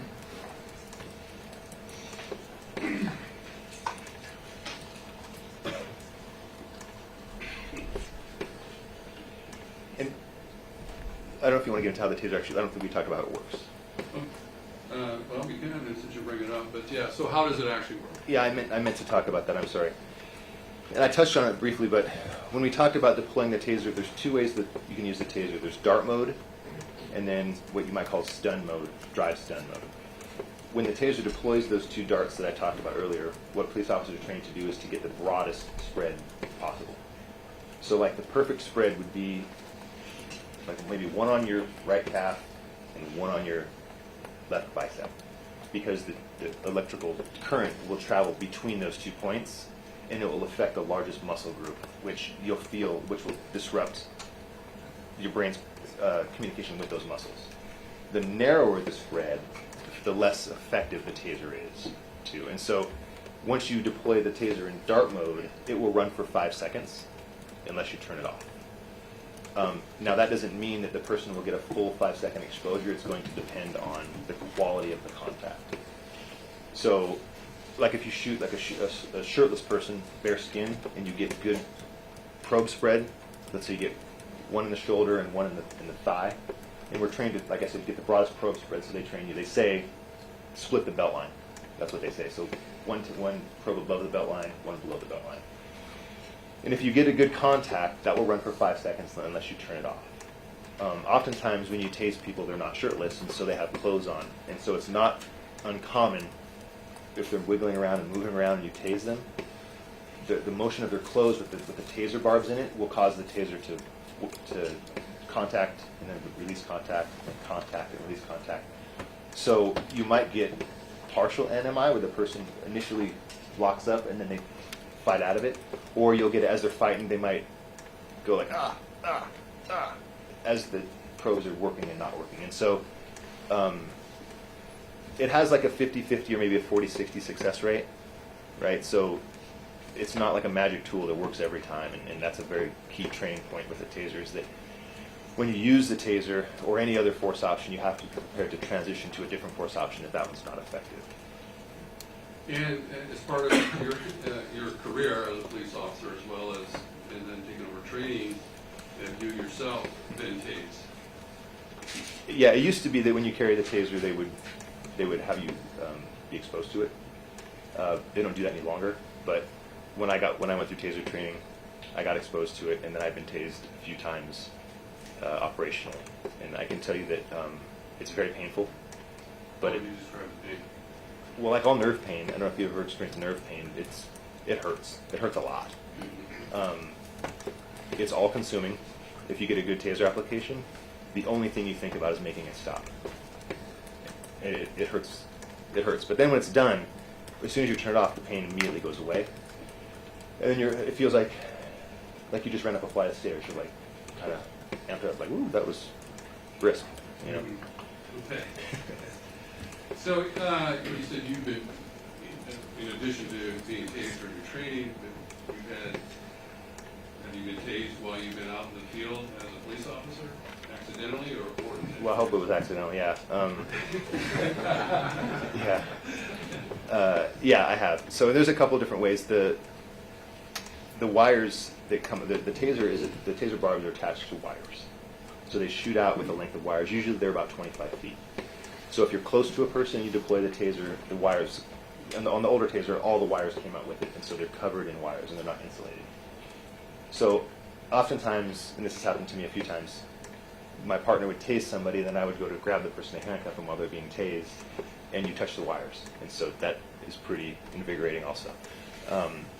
And then one time I was in a fight with a person, and I was kind of bunched up, hunched over, grabbing onto the person, and the wisdom of my partner decided he would try his taser then, and it hit me in my right forearm and my left calf, which is about the perfect spread that you could get.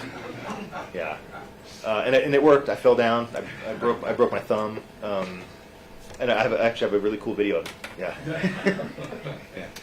So having that experience, I mean, is part of the training of officers that you train is to at least minimize that from happening in the field in your office. Oh yes. And so what do you train officers to do to minimize that possibility? Well, like any projectile weapon, whether it's a taser, a firearm, or a less lethal weapon, you always want to be aware of what's in front of it, what's behind it, right? And then you also you usually alert the surrounding you're going to use the taser. And so before you deploy the taser, oftentimes you'll say taser, taser, taser.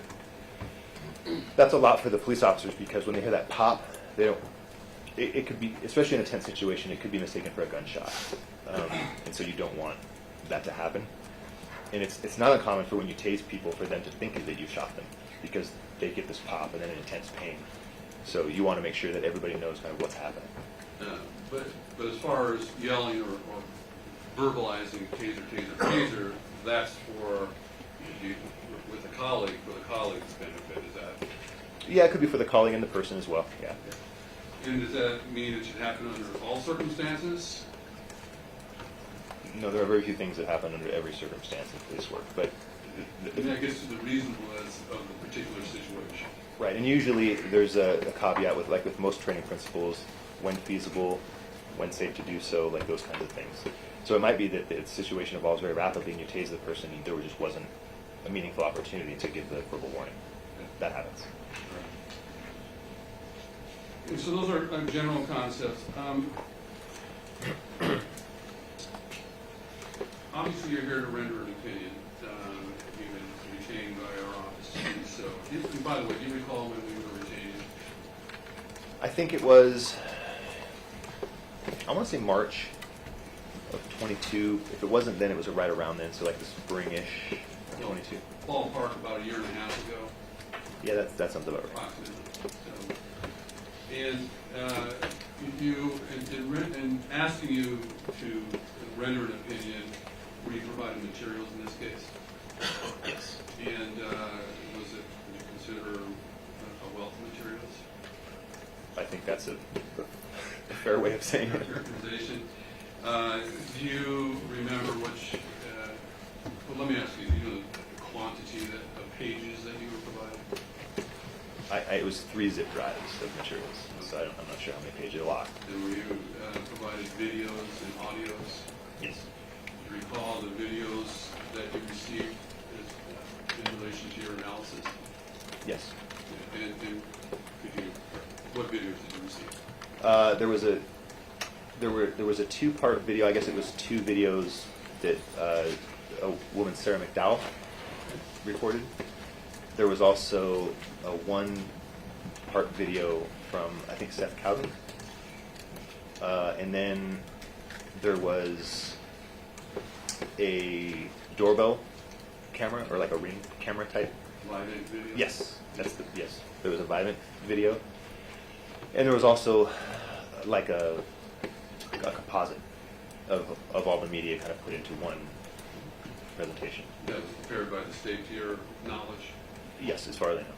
Okay. And we also, do you recall receiving any videos that came from a woman who then was known as Ayanna White? Right, I forgot about that one. Okay.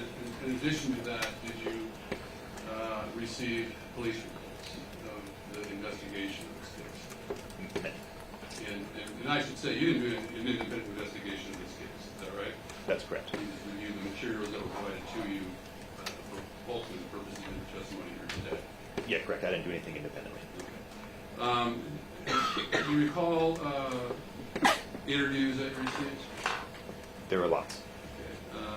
Do you recall the names of the civilians, their interviews? And if you don't, if you need to refresh your recollection with your report, let me know. No, there were some. I mentioned Ms. McDowell. Mm-hmm. There were statements by her. I believe it was her boyfriend, Mr. Lowry. As I mentioned, Mr. Cowden, who I think was the pizza delivery person. Chad. He was the neighbor that came out, Chet Hayes. Him. Oh, and then yes, Ms. White, and there were people in her house. The residence with the doorbell camera. There were a handful of people, or 2 or 3 people that were interviewed. Her brother Kenneth White. Yep. And then these reviewed police officer statements. I did. Without, I mean, I can certainly show you again if you need to refresh your recollection. But do you know, sitting here, recall which officer statements you would have received? I would have received most, if not all of them. There were many police officers there, but the salient ones were the involved officers and the ones that kind of arrived in the immediate aftermath of the event. And the salient ones that involved are who? Officers Collins, Burbank, Rankine, Ford. There was the 2 sergeants, I think they were from Pierce County, maybe one was from Tacoma, one was from Pierce County that arrived. And then Farinas, I think. Officer Farinas was part of that. He helped. There were many. It would help to look at my report, but those are the ones that kind of ring off the top of my head. And the salient ones would be, as you indicated, certainly Officer Burbank, Officer Collins, Officer Rankin, Ford, and others that got there relatively quickly. Yes. And how about from Tacoma Fire? I did see the fire, and I'm less familiar with their names, but yeah, there were fire personnel that arrived that rendered aid to Mr. Ellis. I did look at their reports as well. And did you also look at photographs and listen to audios of the event? Yes. And did you also have an opportunity to review, for purposes of today's testimony, other individuals who their testimony that occurred during the first of this trial? Yes. And you recall, as you see here now, who those individuals? For the trial? Yes, from the trial, the actual transcripts that you received from the trial. Yeah, I did look at the testimony of Mr. Ryan, who was the state's main use of force expert. And also, did you get this testimonies from the various civilians as well? Do you recall? I don't think that I did. So, in rendering your opinion and looking at all those materials, did you come to an opinion on whether the use of force used in this case was appropriate or inappropriate? I did. And what was your opinion? What is your opinion? I mean, to state it simply, that there were several different progressions of force that went through it. But as the event in a whole, that the force used was appropriate. And we can talk about that in more discrete terms, but broadly speaking, the force used to do what they're trying to accomplish was appropriate. And that's for all 3 officers here today? Correct. And so let's break that down. You would agree during your review of the various statements that you had, all the interviews that were accomplished, would you agree there were conflicting statements? It's not an issue. You may answer. You may continue your question, I should say. Would you believe there are conflicting? Would you agree that there were conflicting statements, certainly as it relates to the beginning of this event? Yeah, that's not uncommon. Yes. And when you get that, and specifically, who are you referring to?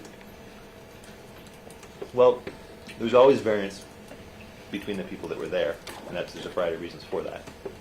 But the biggest variance was between the officers, specifically Collins and Burbank, at the outset of the event. Their explanation for the onset of the event, and then that of Mr. Cowden, Ms. McDowell, and Mr. Lowry. And then what about Ms. White? Yeah, to a lesser extent, but yes. And also, would you the statements there's discrepancies or at least variances between the actual statements of the civilians who were there amongst themselves? Yes. So when you reach the conclusion, do you take into consideration those variances? Yeah, and there are always variances, but yes. And how do you, if you gotta reach, you don't make credibility determinations, is that fair to say? No, there's a whole host of reasons why you have inconsistent statements. And so how do you resolve those inconsistencies? So typically what you would do, and this is a very kind of basic investigative principle, is that you look at the witness statements and on the things on which they vary the most, you look to see if there's any objective evidence that would support or tend to not support one version of events over the other. And then you try to reconcile the statements with the objective evidence. So, for example, it's not uncommon when you have witnesses for a shooting for one witness to say, I heard 11 gunshots. One witness says, I heard 2 gunshots. And then you have 11 shell casings, and the person's been shot 11 times. So it isn't that one person is lying or not lying. There could be a whole variety of reasons why you would have divergent statements. And so you would say, okay, well, I mean, to make any meaningful analysis of an event, you have to settle on some factual universe. And so you do that on a more probable than not basis. And so in my shooting example, you say, okay, well, it's probably the case that there were at least more than 2 shots, but probably 11, because there's 11 shell casings. And so you would go through on that. And sometimes those evolve over time.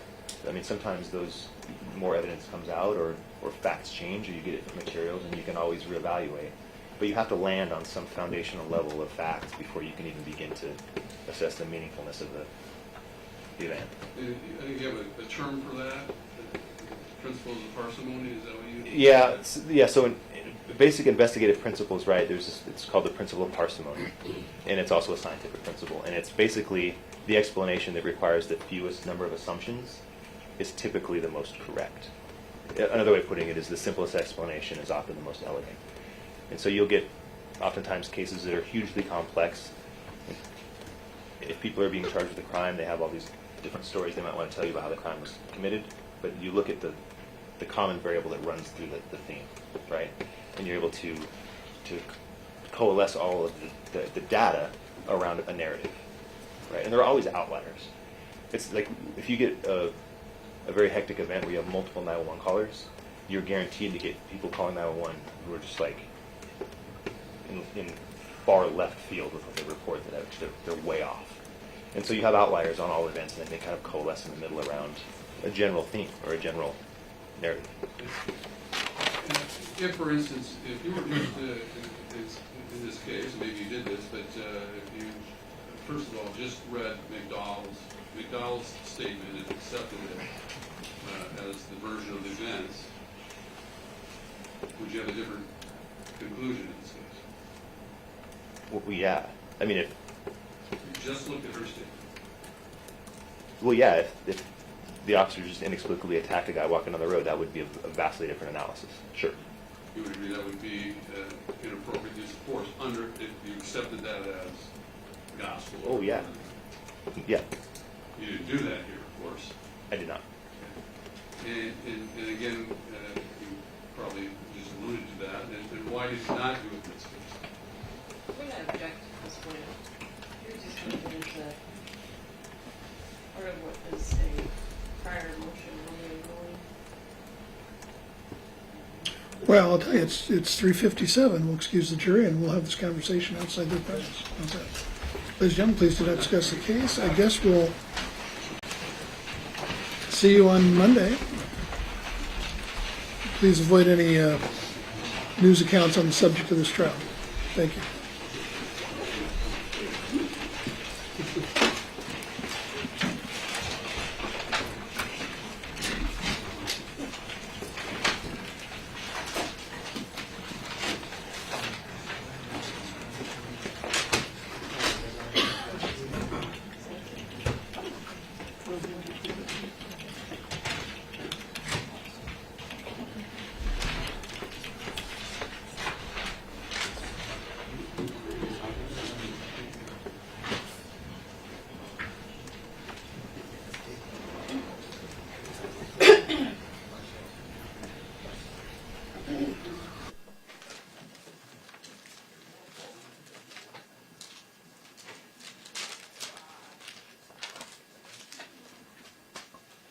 Do you want me to stay here for this? I'm not sure. you probably want the witness to, We can have him out, yes, please. okay. Once you out in the hall. I didn't want to do it in front of the jury, that's why I was. No, that's fine. You can just whisper aloud. Thank you, Mr. Nielsen.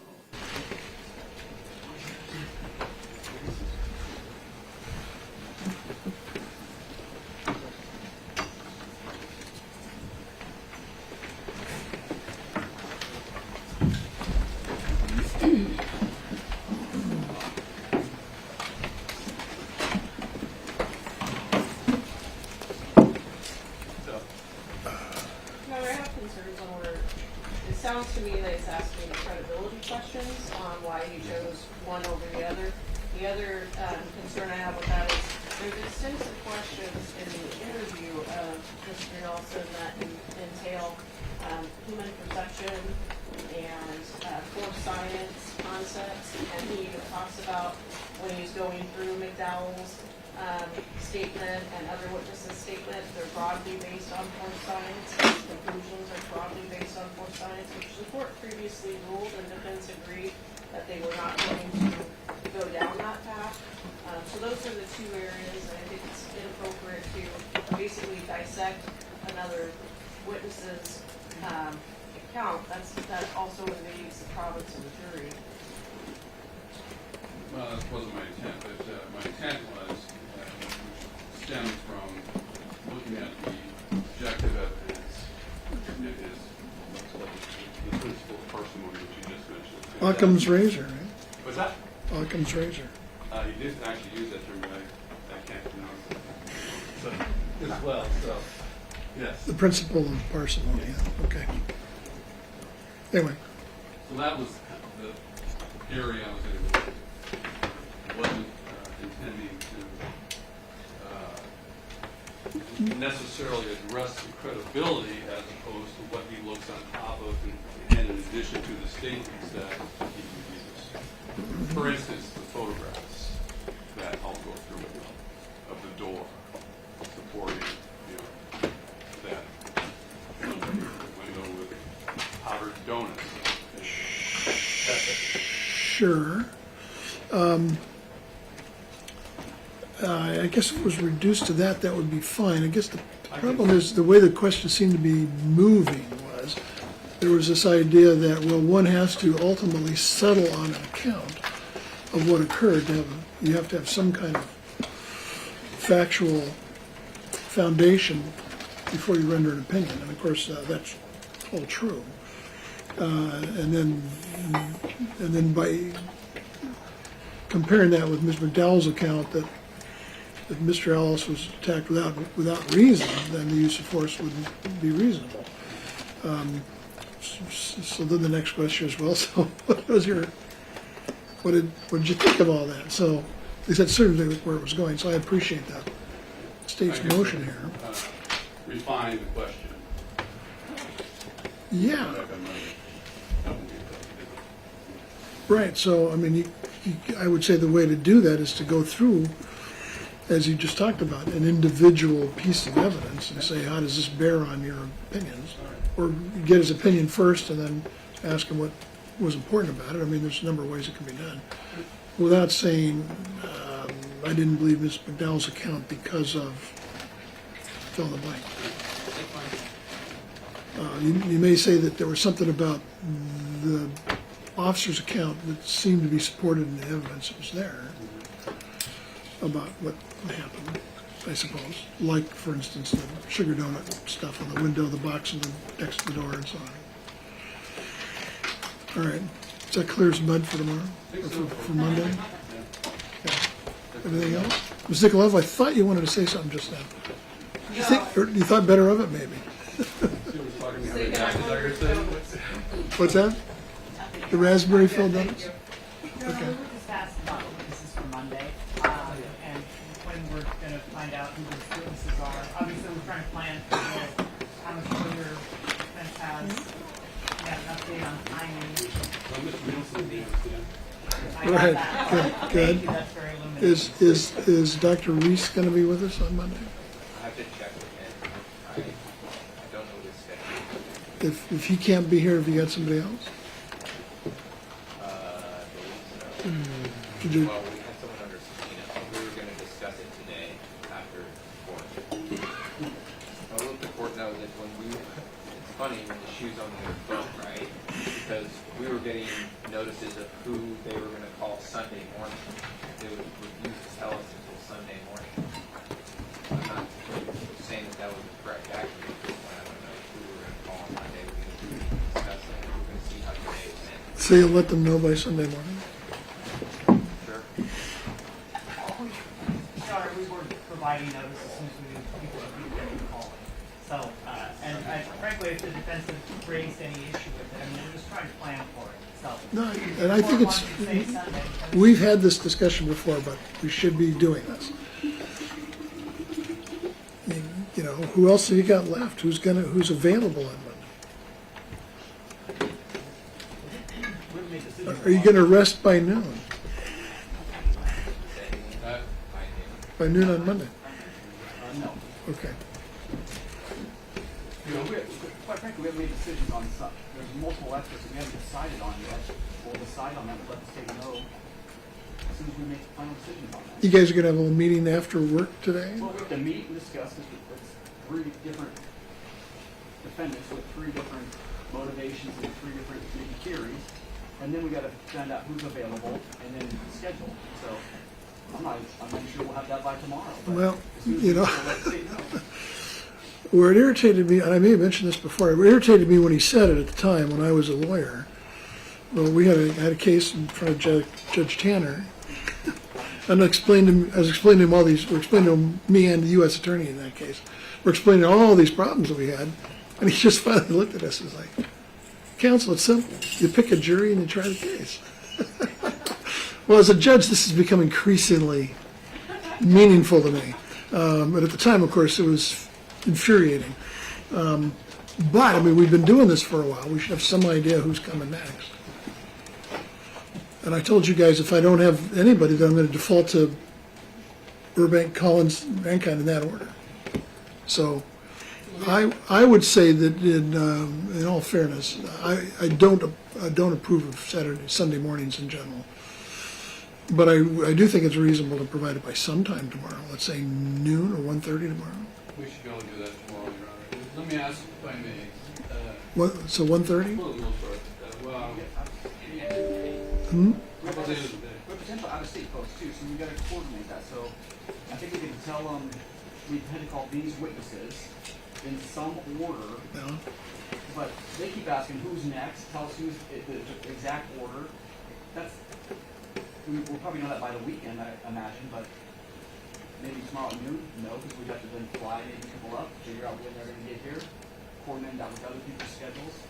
So we'll do the best we can, because we're not hiding who the witnesses are. They know who our witnesses are.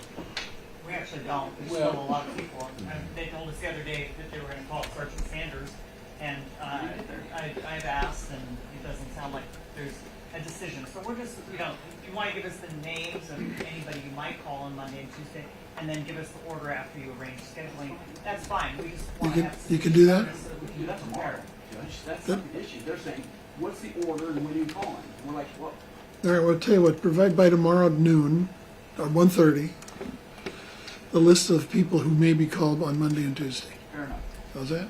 We'll do that tomorrow. And to the extent you're able to identify an order, say, oh, don't hold me to this, but this is the order, I think. Understood. That's fair. Is that fair? That's fair. Thank you. That makes life easier, too. Yes. Okay.